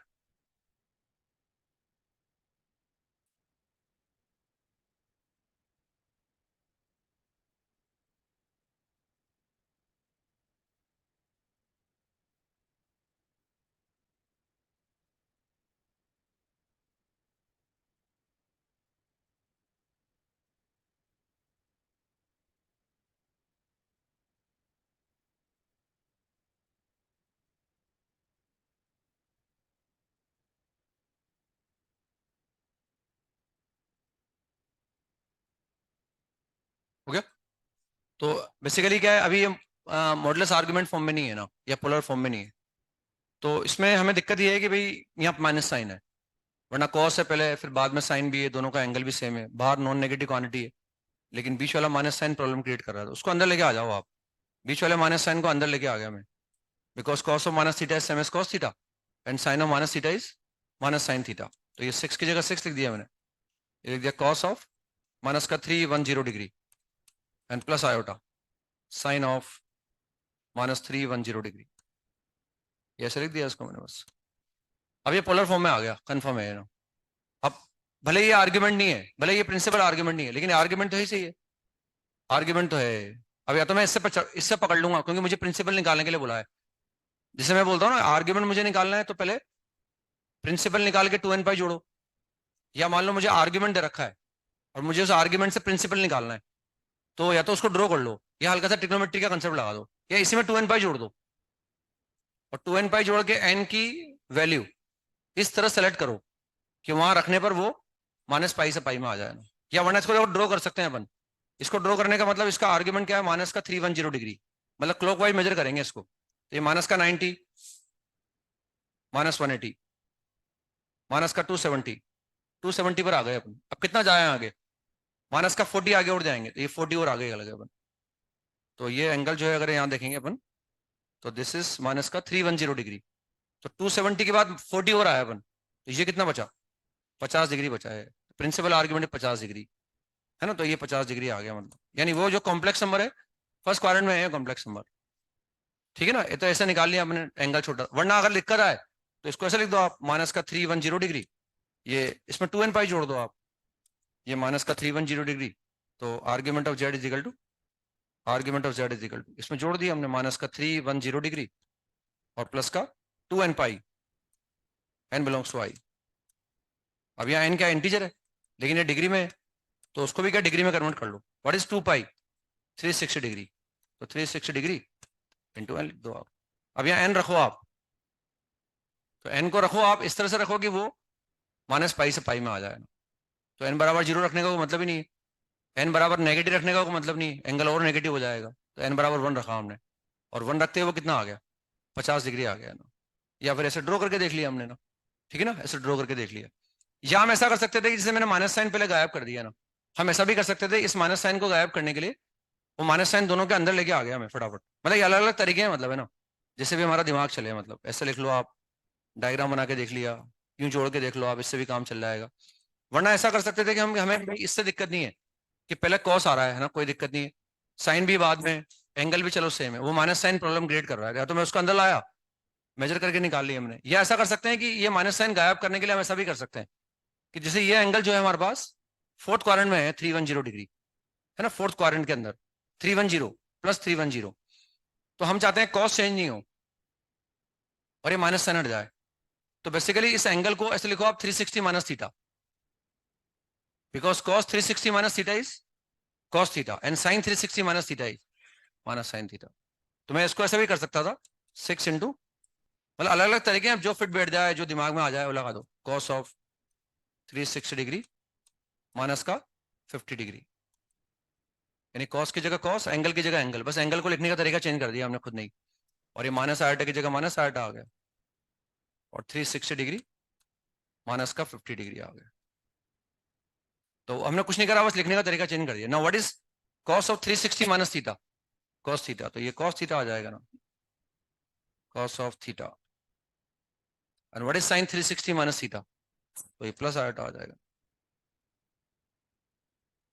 और अगर ऐसा नहीं सोच पा रहे हो, ज्यादा दिक्कत आ रही है, तो फटाफट माइनस साइन को अंदर लाओ आप, तो उसमें 2n पाई जोड़ दो या डायग्राम बना। अगर एंगल बहुत बड़ा हो, अगर ये एंगल बहुत बड़ा होता तो फिर तो ऐसे ड्रॉ करने में दिक्कत आती है अपने को। यहाँ तो फटाफट देख लिया भाई, माइनस का 310 यूं आ गया, 50 डिग्री बचाओ। बहुत बड़ा होता तो यूं बनाने में दिक्कत आती, तो फिर हम 2n पाई जोड़ देते और n को इस तरह सेलेक्ट करते कि वो n को रखने के बाद वो माइनस पाई से पाई में आ जाता है ना। नेक्स्ट सवाल पर आते हैं। अब थर्ड एग्जाम्पल हो गया, z is equal to -2 into cos of 300 degree plus iota sine 300 degree. इसका मॉडुलस निकालना है और प्रिंसिपल आर्ग्यूमेंट निकालना है।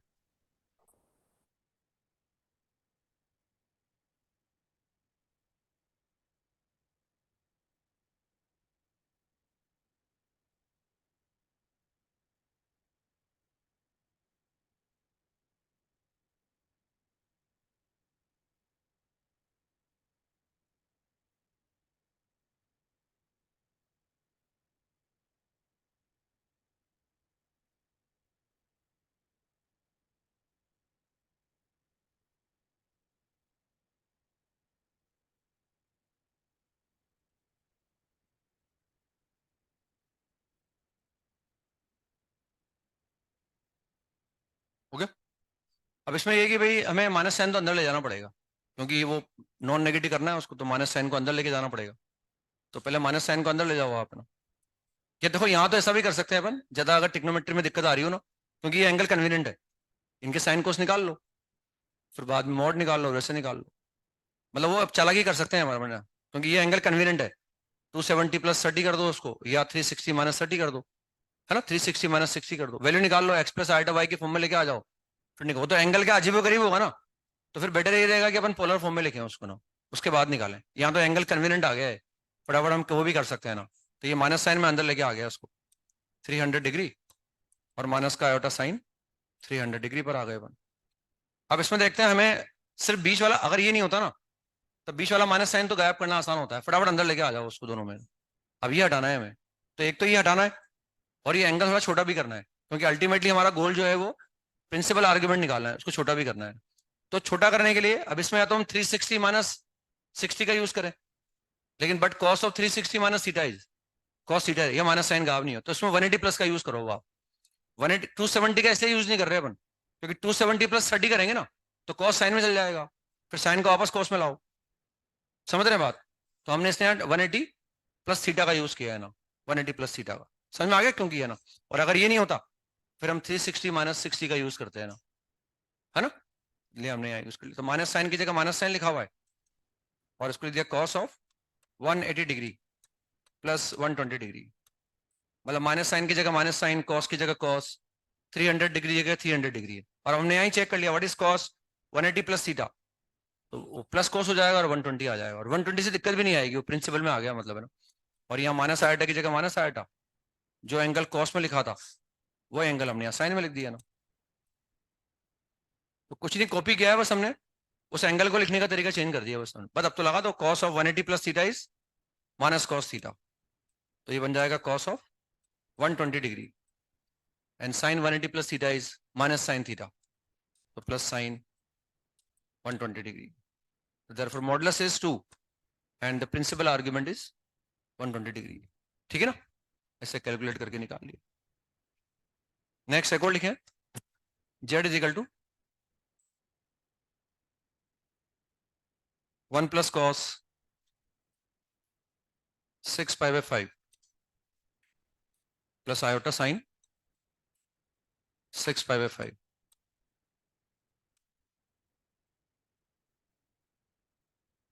वही हेडिंग डाल रखा है हमने, मॉडुलस एंड प्रिंसिपल आर्गुमेंट निकालना है अपने को, modulus and principal argument.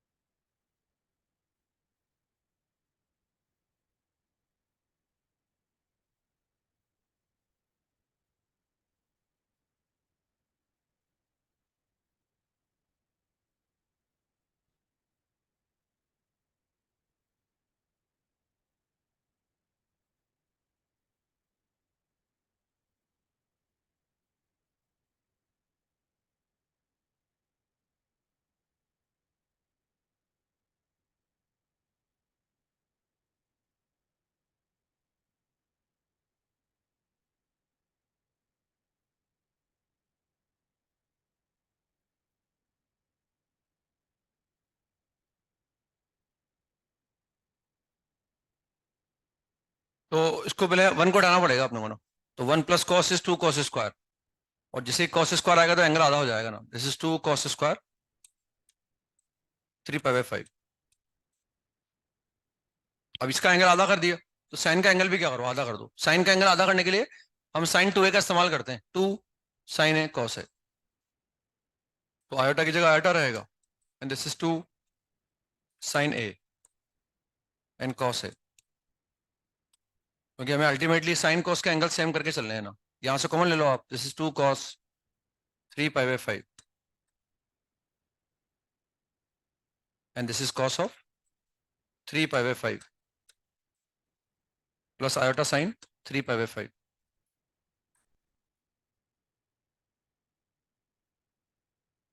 And 3 pi by 5 is 36 degree, तो 36 इंटू 3 108, मतलब प्रिंसिपल में भी आ रहा है ना, है ना। तो हमें लग रहा है कि ये मॉडुलस है और ये principal argument, but this is not the modulus, क्योंकि अभी अभी हमने मेजर किया है ना, what this angle is 108 degree, 108 का सेकंड क्वाड्रेंट, सेकंड में कॉस क्या होता है, नेगेटिव होता है ना, तो this is not the modulus, modulus नहीं होगा ना, वो एकदम लगेगा क्योंकि वो एंगल पे नजर जाएगी अपनी ना, क्योंकि एंगल प्रिंसिपल निकालना है अपने को, तो हमारी नजर जाएगी एंगल पर, और लगेगा ये तो 108 आ गया, लगेगा ये तो प्रिंसिपल आ गया और ये मॉडुलस आ गया, लेकिन वो नेगेटिव है। अच्छा सवाल है, मतलब ये दिस इज 108, ऑब्ट्यूज एंगल का कॉस नेगेटिव आता है, तो ये क्वांटिटी नेगेटिव है, इसलिए ये पोलर फॉर्म में लिखा हुआ ही नहीं है अभी ना।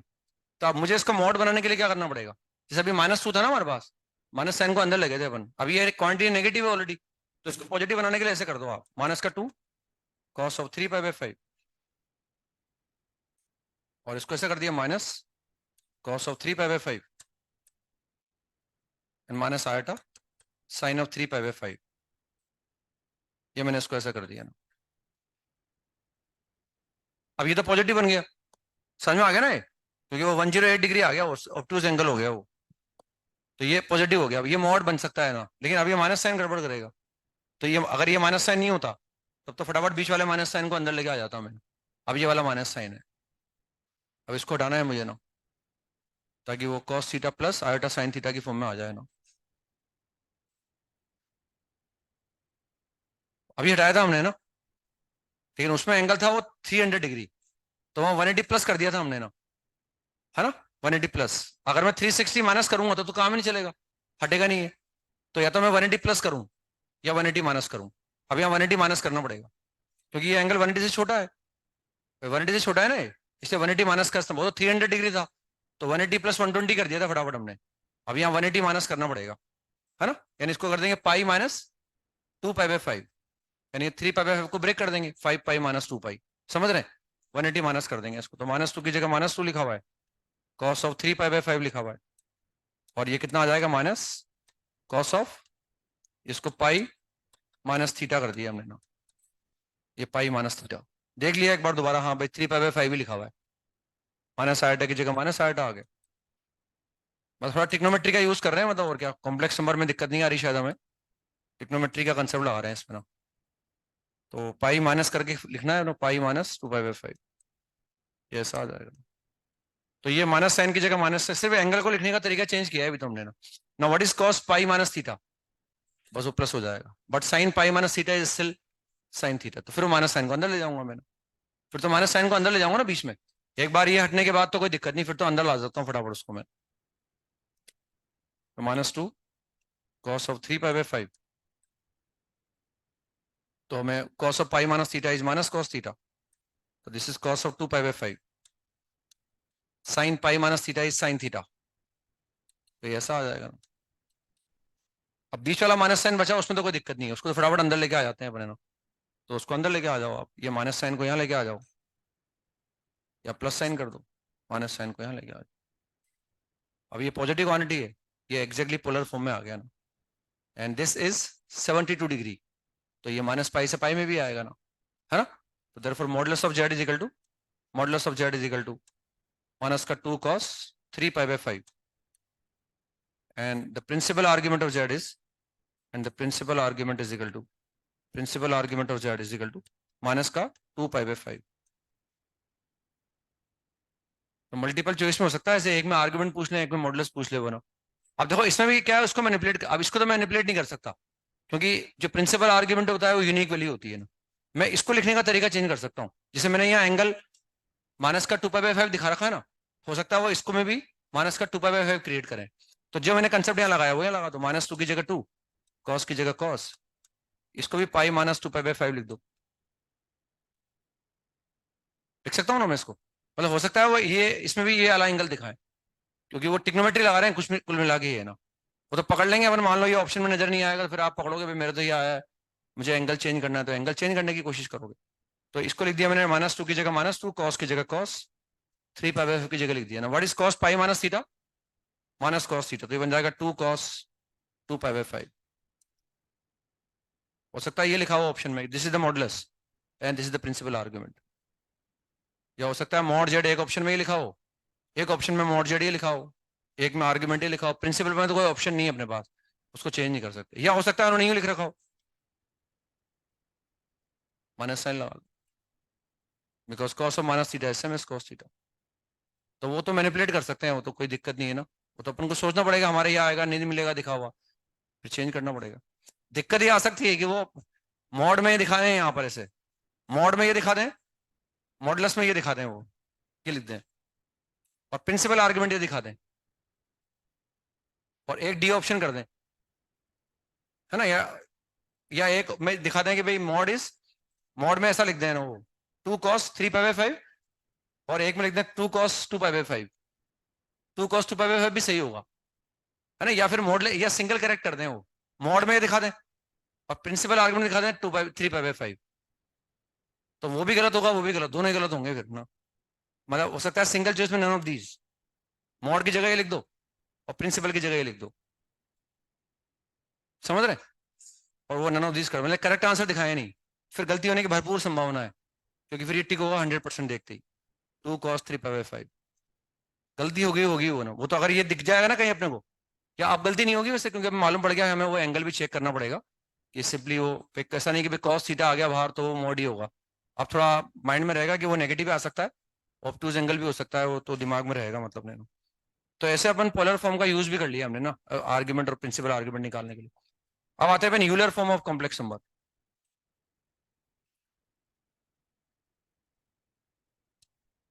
Euler form of complex number, Euler form of complex number, mathematician है इनके नाम से जाना जाता है ना, Euler form of a complex number. तो इसमें लेकिन जेड इज इक्वल टू, सबसे ज्यादा इसका यूज करते हैं हम जब भी हमें कॉम्प्लेक्स नंबर में यूज करना होता है ना, तो इसका यूज करते हैं अपन, क्योंकि इसको लिखने में समय कम से कम लगता है ना, और डील करना आसान होता है इससे ना। Z is equal to R into E raised power iota theta is called Euler form of Z, is called Euler form of Z, is called Euler form of Z, R into E raised power iota theta is called Euler form of Z, where R is equal to mod Z, where R is equal to modulus of Z, and theta is equal to argument of Z, and theta is equal to argument of Z। दोनों निकालने आते हैं ना, बस R की जगह R रख देंगे, थीटा की जगह थीटा लिख देंगे। लेकिन इससे क्या है, इस फॉर्म में कॉम्प्लेक्स नंबर को लिखने के बाद कॉम्प्लेक्स नंबर को मैनिपुलेट करना आसान हो जाता है ना, इसलिए अपन जब भी संभव होता है इस फॉर्म का यूज करने की कोशिश करते हैं।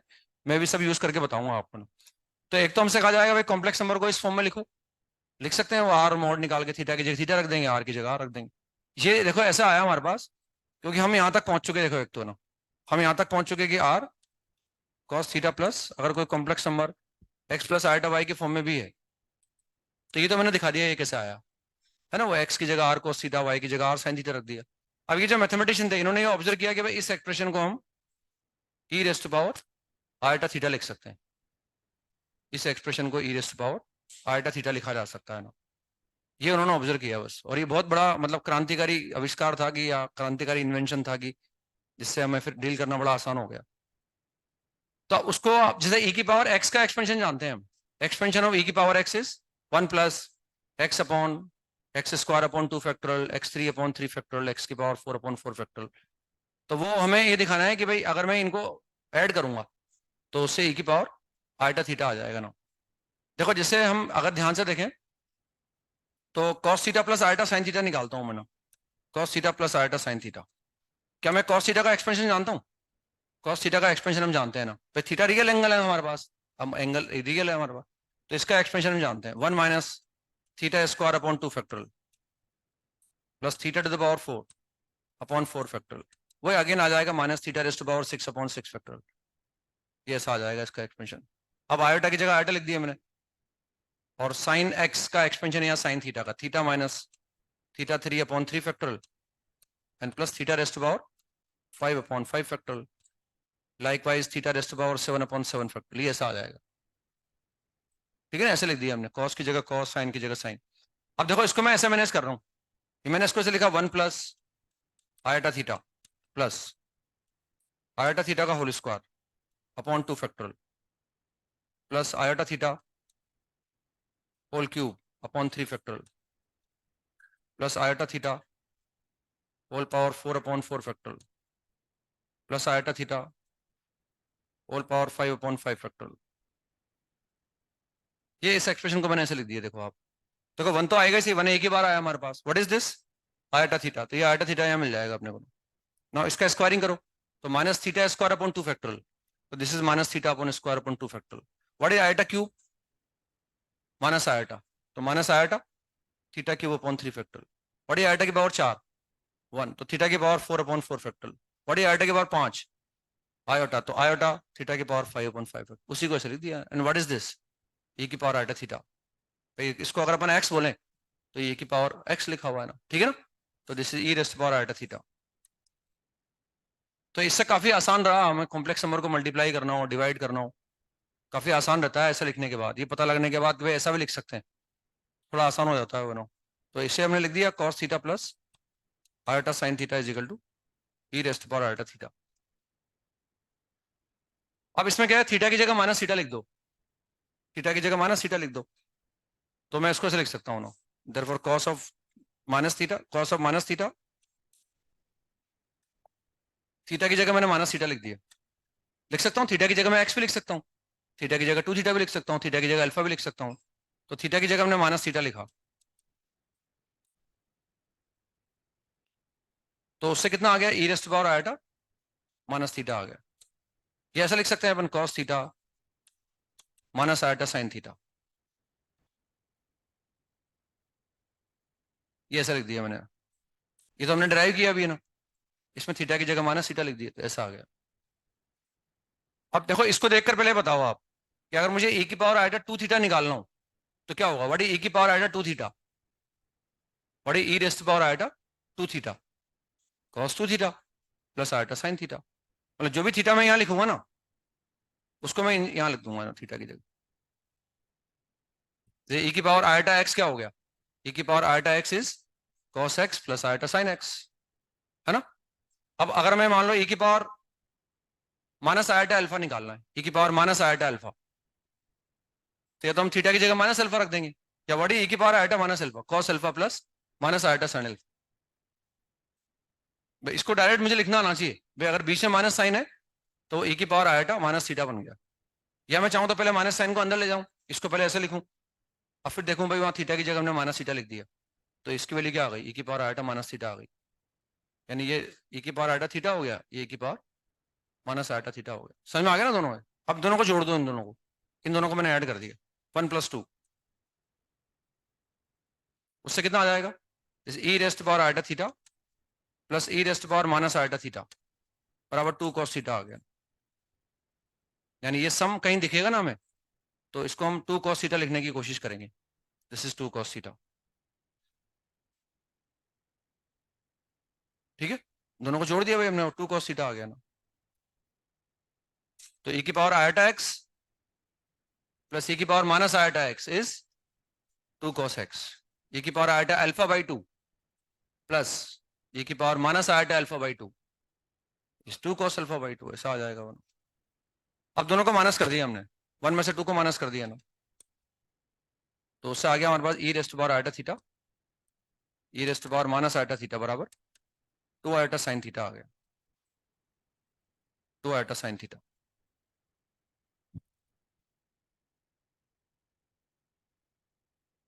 तो एक तरह से देखा जाए तो ये जो एक्सप्रेशन आ रहा है ना, ये प्योरली रियल आ गया, प्योरली रियल, है ना। और ये एक्सप्रेशन क्या आ गया, प्योरली इमेजरी आ गया, प्योरली इमेजरी आ गया, रियल पार्ट जीरो हो गया उसका। अब देखो अगर कहीं ऐसे दिखेगा ना, मतलब ये एक बार मैं लिख रहा हूं, दिमाग में रहेगा अपने, ताकि अपन यूज कर पाएंगे ना।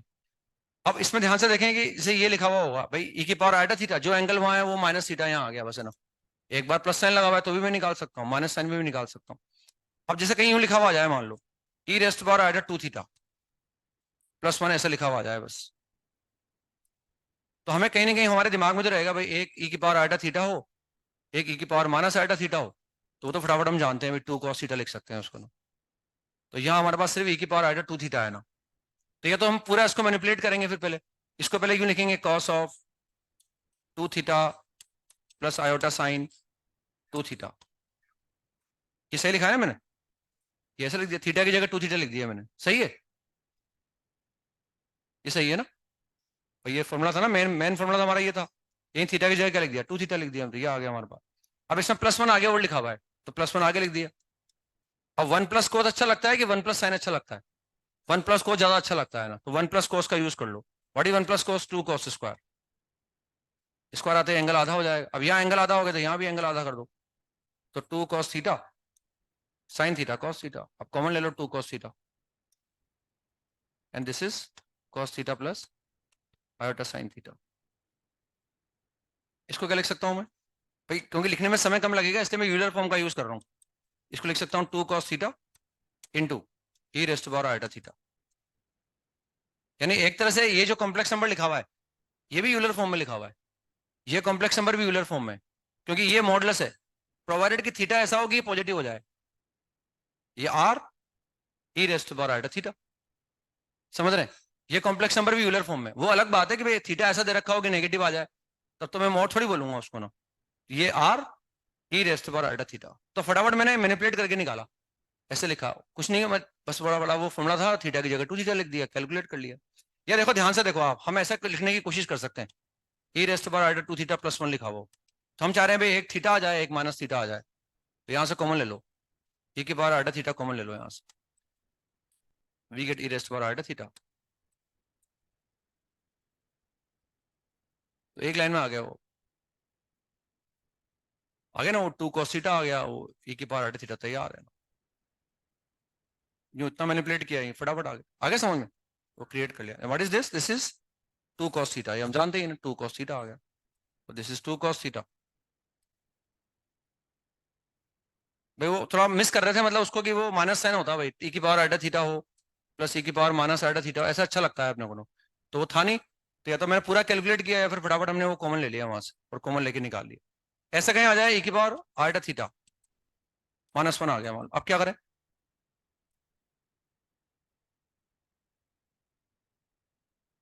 हम चाह रहे हैं थोड़ा इधर आए थोड़ा उधर आए, ई की power iota theta by two को बाहर निकाल लो आप, ई की power iota theta by two को बाहर निकालो, ई की power iota theta by two को बाहर निकालो, ई की power iota theta by two, और वो कितना हो जाएगा? ई की power minus iota theta by two. समझ में आ रहा है? हाँ, क्लियर हो गया? Now what is this?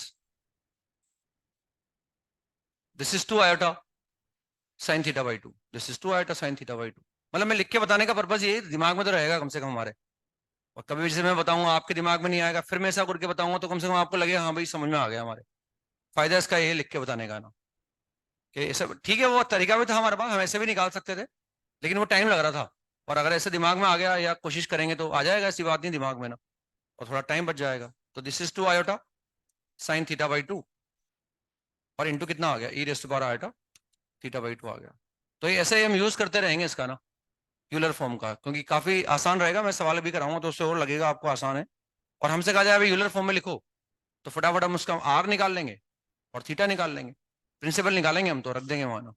और काम नहीं चल रहा होगा, ऑप्शन में नहीं होगा, तो टू एन पाई जोड़ देंगे। तो write the following complex numbers in Euler form, write the following complex numbers in Euler form, write the following complex numbers in Euler form.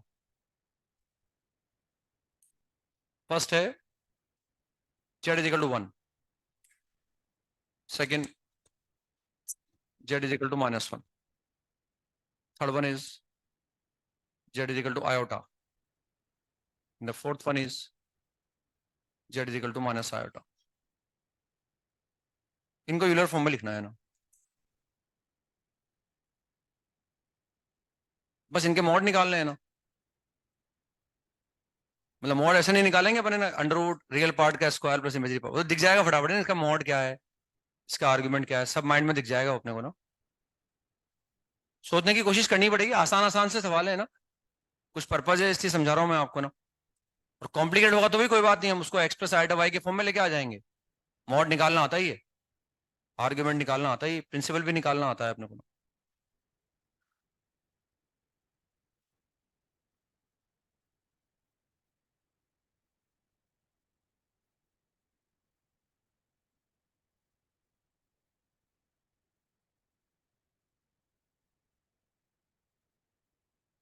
हो गया? तो देखो इसका मॉडल्स कितना है? वन। और प्रिंसिपल आर्ग्यूमेंट जीरो, ऐसे लिख दिया बस, एक ही बार आटा जीरो लिख दिया बस फटाफट। ऐसा नहीं कि वो यूलर फॉर्म में जो थीटा होता है वो प्रिंसिपल होता है, ऐसा नहीं है ना। मैंने वहां आर्ग्यूमेंट ही लिखा है आपको ना, मैं हर बार बोल रहा हूँ, मैं बार बार बोल रहा हूँ उस बात को ना, ताकि समझ में आ जाए आपके। जब भी हमसे आर्ग्यूमेंट निकालने के लिए बोलेंगे हम प्रिंसिपल निकालेंगे। हमारा काम नहीं चल रहा होगा, दिक्कत आ रही होगी ऑप्शन में, तो 2n पाई जोड़ देंगे उसमें। और प्रिंसिपल जब बोलेंगे तब तो कोई ऑप्शन ही नहीं है ना। लेकिन अपन ये नहीं बोल रहे कि प्रिंसिपल यूलर फॉर्म में या पोलर फॉर्म में जो थीटा होता है वो प्रिंसिपल आर्ग्यूमेंट होता है, अपन ये नहीं बोल रहे उसमें ना, वो आर्ग्यूमेंट होता है भैया ना। तो ये यूलर फॉर्म में आ गया मतलब हमारे पास, यानी अगर कोई कॉम्प्लेक्स नंबर ऐसा लिखा हुआ है तो भैया उसका मॉड है, क्योंकि पॉजिटिव क्वांटिटी है, और ये उसका आर्ग्यूमेंट है। इसको देखकर भी पहचान सकते हैं हम कि उसकी ओरिजिन से डिस्टेंस 1 यूनिट है, और वो ओजेड वेक्टर कितना एंगल बना रहा है, 0 एंगल बना रहा है, इसका मतलब ये ऐसा लिखा हुआ है। इसको लिख सकते हैं, इसका मॉड कितना है, 1। What is the principal argument, pi. -1 इधर है ना भाई, प्रिंसिपल आर्ग्यूमेंट पाई आ गया इसका नाम। यहाँ आ जाते हैं, इसका मॉडुलस कितना है, 1। What is the principal argument, π/2 e raise to power आया, π/2 हो गया। और इसको लिखना है z = 1 into E rays to power आया -π/2। अब आपको लगे मुझे यूलर फॉर्म में लिखना था, मैंने तो ऐसा लिख दिया। अब π/2 ऑप्शन में नहीं है, तो भाई π/2 की -π/2 की जगह छोड़ लिख दो, 3π/2 लिख दो आप, उसमें 2n पाई जोड़ के निकाल। तो ये ऐसे फटाफट इनको यूलर फॉर्म में लिख लिया हमने। अब देखो इसका हम ये मैं वो तो अगर कोई कॉम्प्लिकेटेड फॉर्म में भी होगा ना तो निकाल लेंगे अपन, क्या दिक्कत है उसमें ना। वो तो एक्स प्लस ऊपर कॉन्जुगेट से मल्टीप्लाई कर देंगे, है ना, उसको एक्स प्लस आइटा वाई की फॉर्म में लेके आ जाएंगे। मॉड निकालना सिखाई दिया मैंने आपको, आर्ग्यूमेंट निकालना सिखाई दिया। वो तो मैंने ये इसलिए बताया कि कुछ पर्पज है इसका ना। जैसे फॉर एग्जाम्पल मान लो हमारे पास जेड है ये ना, ये मैंने जेड लिख रखा है, ये एक कॉम्प्लेक्स प्लेन में एक पॉइंट है, और ये कॉम्प्लेक्स नंबर जेड को रिप्रेजेंट कर रहा है। तो ये इसकी डिस्टेंस हो गई ओरिजिन से, ये इसका मॉडुलस हो गया, और ये जो ओजेड वेक्टर जो एंगल बना रहा है, इस एंगल को मैंने थीटा मान लिया। तो इसको मैं यूलर फॉर्म में से लिख सकता हूँ R E rays to power iota theta, ये मैंने जेड लिख दिया। अब यानी इस कॉम्प्लेक्स प्लेन में ये जो पॉइंट है, ये कॉम्प्लेक्स नंबर जेड को रिप्रेजेंट कर रहा है। तो हमें बताना है कि माइनस जेड कहाँ आएगा।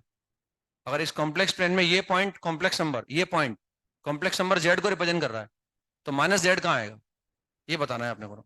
तो देखो हम ऐसे समझेंगे, वो जो मैंने यूलर फॉर्म बताया ना उससे समझना आसान रहेगा।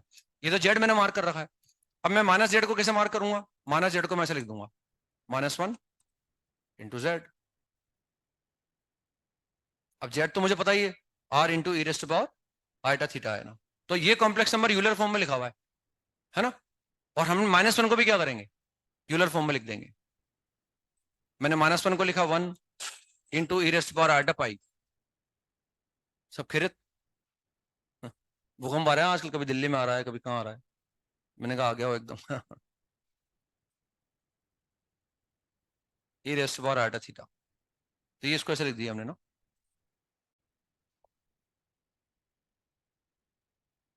तो ये लिखा मैंने into R into E rays to power iota theta, ये ऐसे लिख दिया मैंने। अब इसको क्या मल्टीप्लाई कर रहे हैं, -1 को भी यूलर फॉर्म में लिखा। अब देखो मल्टीप्लाई करना आसान हो गया हमारे लिए, भाई ये दोनों को मल्टीप्लाई करना है, तो सिंपल कंसेप्ट लगा रहे हैं मल्टीप्लीकेशन का अपन। आर को 1 से मल्टीप्लाई कर दो, और उनका बेस सेम है तो पावर को क्या करो, ऐड कर दो। तो वो कितना आ गया बेसिकली, यानी अगर मैं, ये भी एक कॉम्प्लेक्स नंबर है, ये भी एक कॉम्प्लेक्स नंबर है, ये भी एक कॉम्प्लेक्स नंबर, अगर मैं दो कॉम्प्लेक्स नंबर को मल्टीप्लाई कर रहा हूँ, इसका मतलब उनके मॉड क्या हो रहे हैं, मल्टीप्लाई हो रहे हैं, और उनके आर्ग्यूमेंट ऐड हो रहे हैं, इसका मतलब समझ रहे हैं। भाई ये एक कॉम्प्लेक्स नंबर है, ये भी एक कॉम्प्लेक्स नंबर है, ये यूलर फॉर्म में लिखने से ये समझ पा रहे हैं अपन, किसी एक कॉम्प्लेक्स नंबर को दूसरे से मल्टीप्लाई कर रहे हैं, तो जो मल्टीप्लीकेशन आ रहा है ना, वो भी एक कॉम्प्लेक्स नंबर आ रहा है, और उसका जो मॉड है वो इन दोनों के मॉड का प्रोडक्ट आ गया हमारे पास, आर इंटू 1 से आर आ गया, और वो ई रेज़ टू पावर आया था थीटा प्लस पाई आ गया। अब बताओ माइनस जेड कहाँ आएगा, तो हम समझ पाए कि माइनस जेड यहाँ आएगा। क्या करना है हमें, लंबाई तो इतनी चाहिए भाई, माइनस जेड भी एक कॉम्प्लेक्स नंबर है, इसकी ओरिजिन से डिस्टेंस कितनी है, आर, बस जितनी जेड की डिस्टेंस है उतनी इसकी होगी ना। फर्क, अगर मैं -2 जेड निकालना होता, -2 जेड कर रहा होता, तो -2 जेड में क्या फर्क पड़ता, -2 आता, -2 में यहाँ 2 आता, और वहां कितना आता, तो 2r हो जाता, फिर वो उसकी लंबाई क्या होती, डबल हो जाती उसकी ना। समझ पा रहे हैं। और वो आर्ग्यूमेंट क्या हो गया, 180 से घुमा दो उसको, ये एंगल थीटा है, इसको 180 से घुमा दो। अब 180 से घुमाऊंगा तो भाई कहीं यहाँ आएगा, चाहे 180 से यूं घुमाओ चाहे यूं घुमाओ, तो एक ही बात है, वो कहीं यहाँ आ जाएगा जरूर। लेकिन हमें कहाँ लेना है, आर डिस्टेंस पर ही लेना है हमें, जितनी डिस्टेंस वो आर है उतनी डिस्टेंस मान लो यार, ये आर मान लिया, दिखा दिया भाई ये डिस्टेंस भी हमारे आर के बराबर है। तो दिस इज -जेड, यहाँ -जेड आएगा। अब -z/2 कहाँ आएगा बताओ आप, -z/2 वो r/2 पर आ जाए, आ रहा है समझ में, वो r/2 पर आ जाएगा, मतलब उसका मॉड क्या हो गया, हाफ हो गया, लेकिन घुमा तो 180 से हुआ ना। माइनस का 2z होता तो 180 से घूम जाते, लेकिन लंबाई डबल हो जाती है उसकी ना। तो ये किसी एक कॉम्प्लेक्स नंबर को दूसरे कॉम्प्लेक्स नंबर से मल्टीप्लाई करने का मतलब, हम उसको रोटेट कर रहे हैं, उसकी लंबाई को कम ज्यादा भी कर सकते हैं, लेकिन जिस कॉम्प्लेक्स नंबर से मल्टीप्लाई किया है उसका मॉड अगर 1 है तो जो प्रोडक्ट आएगा उसका मॉड भी वही रहेगा जो पहले गिवन कॉम्प्लेक्स नंबर जेड का था। भाई इसका मॉड 1 था ना, क्योंकि हमारे पास, तो जो प्रोडक्ट आया उसका मॉड वही रहा जो जेड का मॉड था, और लेकिन जो इसका आर्ग्यूमेंट था वो थीटा में जोड़ दिया हमने ना। समझ पा रहे हैं? ऐसे घुमा दिया ना। अब मान लो बताओ आएटा जेड का, जेड यहाँ है, यानी अगर जेड यहाँ है तो फटाफट मैं बता सकता हूँ माइनस जेड कहाँ आएगा, फटाफट बता सकता हूँ मैं ना। दोबारा मुझे प्रयास कम करना पड़ेगा, 180 से घुमा दूंगा और लंबाई में को चेंज नहीं करूँ। अब जेड वहां है तो मुझे आएटा जेड लोकेट करना है। आएटा जेड कहाँ आएगा?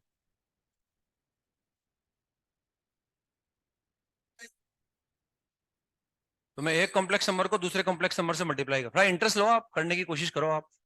मैं तो इंटरेस्ट लेता हूँ जबरदस्त, समझाने में भी ऐसी बात नहीं है।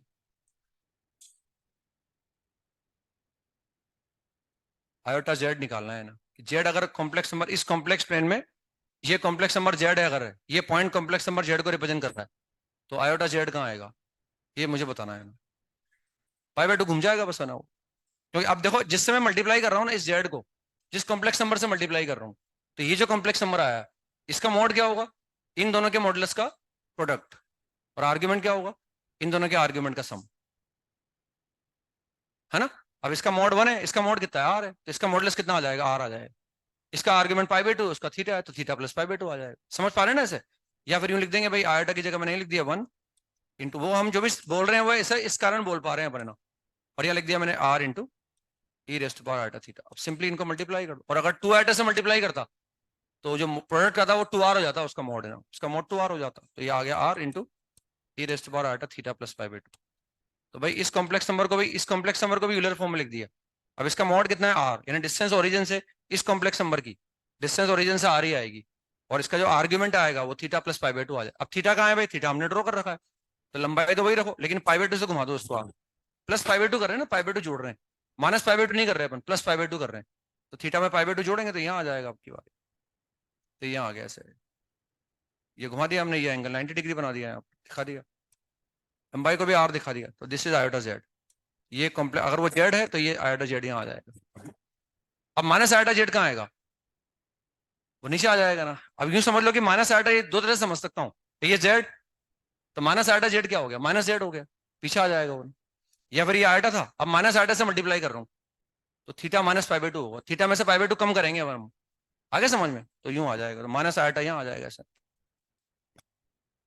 ये माइनस आयोटा यहाँ आ जाएगा, माइनस आयोटा जेड यहाँ आ जाएगा। अब मान लो जेड यहाँ है हमारे पास, ये जेड, तो 1 प्लस आयोटा रूट 3,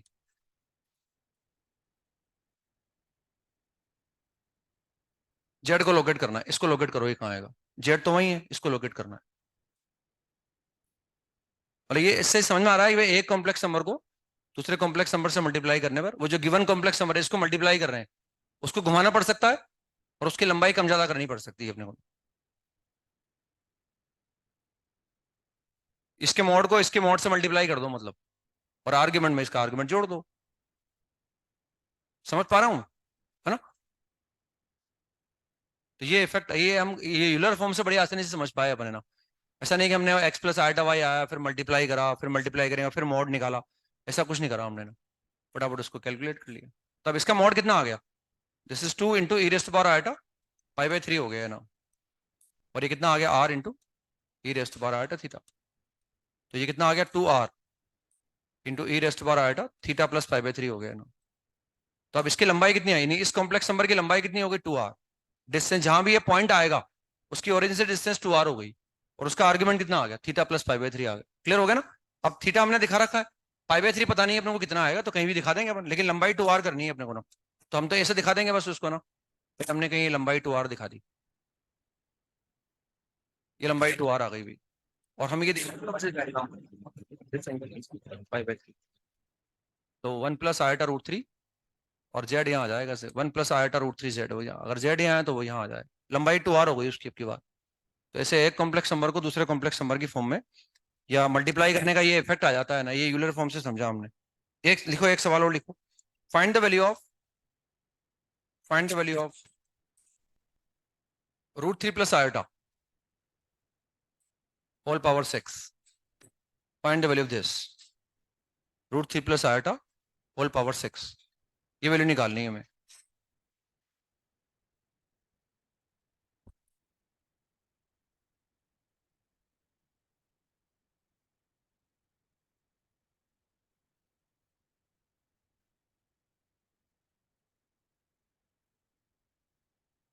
तो बाइनोमियल थ्योरम पढ़ रखा है वैसे हमने ना, और उसमें जरूरी नहीं कि एक्स और ए रियल नंबर हो, कॉम्प्लेक्स नंबर होते हैं तब भी एक्सपेंड किया जा सकता है। You to find the value of a √3 plus iota whole power 6, इसकी वैल्यू निकालनी है। अब देखो अगर मैं यूलर फॉर्म नहीं पढ़ता ना तो मुझे दिक्कत आती, इसको मुझे बाइनोमियल थ्योरम लगानी पड़ती है इसमें ना, और उनको कलेक्ट करना पड़ता, फिर मुझे उसे एक्स प्लस आयोटा वाई के फॉर्म में लिखना पड़ता। लेकिन अब यूलर फॉर्म हमने पढ़ा है भी ना, तो देखो इस कॉम्प्लेक्स नंबर को यूलर फॉर्म में लिख दो और क्या, इस कॉम्प्लेक्स नंबर को लिखने का तरीका चेंज कर दो। अब इसका मॉड कितना है, सिंस √3 प्लस 1, इसका मॉड √3 प्लस 8, इसका मॉड कितना आ जाएगा 2। What is the principal argument 5/6, ये ऐसा आ गया ना। अब इसको कैलकुलेट करना आसान हो गया हमारे लिए, √3 और प्लस आयोटा होल पावर 6, तो ये आ गया 2 into E raised power iota 5/6। अभी होल पावर क्या है हमारे पास 6 है, तो ये पावर 6 यहाँ भी लगेगी और ये पावर 6 से मल्टीप्लाई हो जाएगी, तो we get 2 to the power 6 into E raised power iota pi. अब इसको ध्यान से देखो, वैल्यू निकालना आसान है, हम जानते हैं ये क्या लिखा हुआ है, ई की पावर आयोटा थीटा, यानी cos pi plus iota sine pi लिखा हुआ है ना। Cos pi 0, sorry cos pi is -1 और साइन पाई यानी -64 लिखा हुआ है। एक तो हमने ऐसा सोचा, या वैसे सोच रहे हैं भाई ये एक कॉम्प्लेक्स नंबर है, ये यूलर फॉर्म में लिखा हुआ है, ये इसका मॉडुलस है, यानी इस कॉम्प्लेक्स नंबर की डिस्टेंस कितनी ओरिजिन से 64, तो वो तो बहुत सारी जगह आ सकता है, लेकिन आर्ग्यूमेंट कितना है पाई। तो अब आर्ग्यूमेंट पाई का मतलब क्या हो गया, आर्ग्यूमेंट पाई का मतलब यहाँ आ गया भाई, जो भी इस कॉम्प्लेक्स नंबर का आर्ग्यूमेंट पाई है वो यहाँ कहीं है, या वो यहाँ है कि यहाँ है कि यहाँ, ये चाहिए अपने को, कितने डिस्टेंस पर है वो 64, तो बस 64 डिस्टेंस बना दो यहाँ पर ना, 64 बना दो, यानी यहाँ है इसका मतलब। अब अगर ये 64 डिस्टेंस है तो what this complex number is -64, है ना, तो -64 आ जाएगा ना। एक सवाल और करेंगे हम, लिखो आप लास्ट सवाल, क्लियर हो गया ना। If Z is equal to, if Z is equal to cos of 2 theta minus iota sin 2 theta whole power 7 cos of 3 theta plus iota sin 3 theta whole power -5 upon cos of 4 theta plus iota sin 4 theta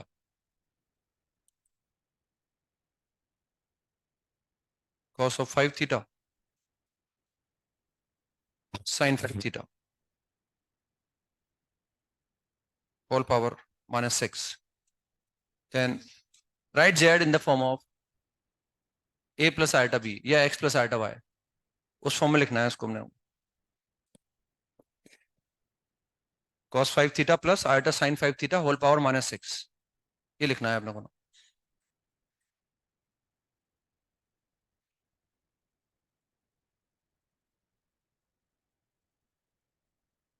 तो चलो कर लेके लाना है घर से ना, घर से कर लाना है ना, किसकी क्लास है अभी, घर से कर लाना फिर है ना, टाइम पे आएंगे वैसे मेरे साथ, टाइम पे आ जाते हैं शायद, होता है ना। तो ये करके लाना है आपको, घर से करके लाना है, ठीक है। कल मिलते हैं ना, होमवर्क लिख लो आप। तो कहाँ आ गए हम, 45 पर आ गए शायद है ना। तो एक तो 15 सवाल बचे, 15 सवाल तो वो कर लेंगे अपन, एक्सरसाइज 3 के पार्ट 2 के 15 वेक्टर के अंदर, एक्सरसाइज 3 पार्ट 2, उसमें शायद मेरे हिसाब से एक सवाल में करेक्शन है इसमें, मतलब वो सवाल कंप्लीट नहीं है शायद।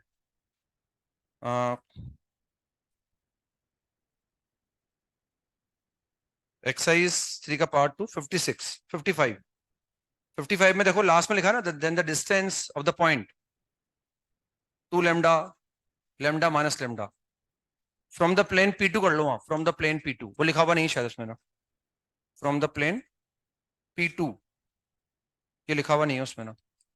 55 लास्ट में लिखा है then the distance of the point this, आगे लिखा हुआ नहीं है, फ्रॉम द प्लेन P2, ये निकाल के लाना है। तो वो सवाल करने हैं, इसके बाद फिर ये कुछ सवाल कॉम्प्लेक्स नंबर के लिख लो। तो इसमें तो रिमेनिंग हो गए ना, तो रिमेनिंग सवाल बचे हैं वो करके लाने हैं।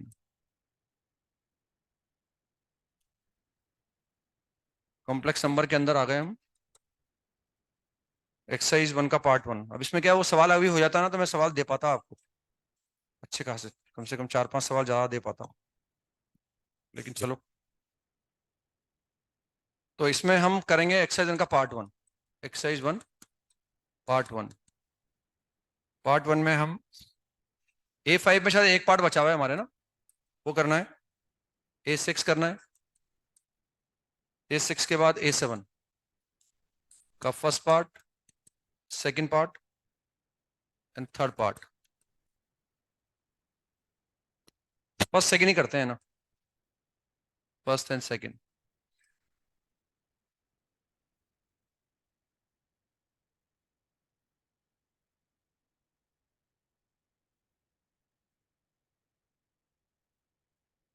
पार्ट 2 में आ गए हो। A1 करना है इसमें।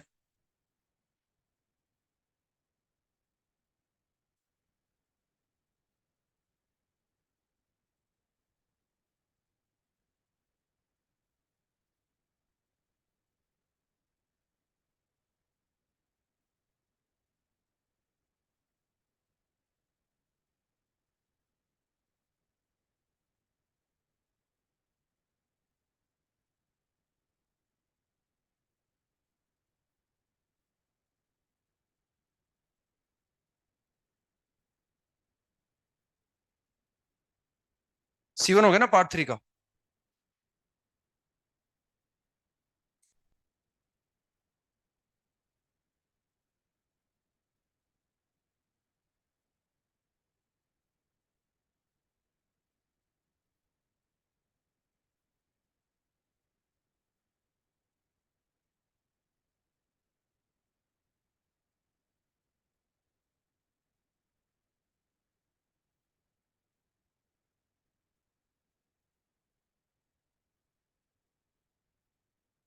ये करके लाना है।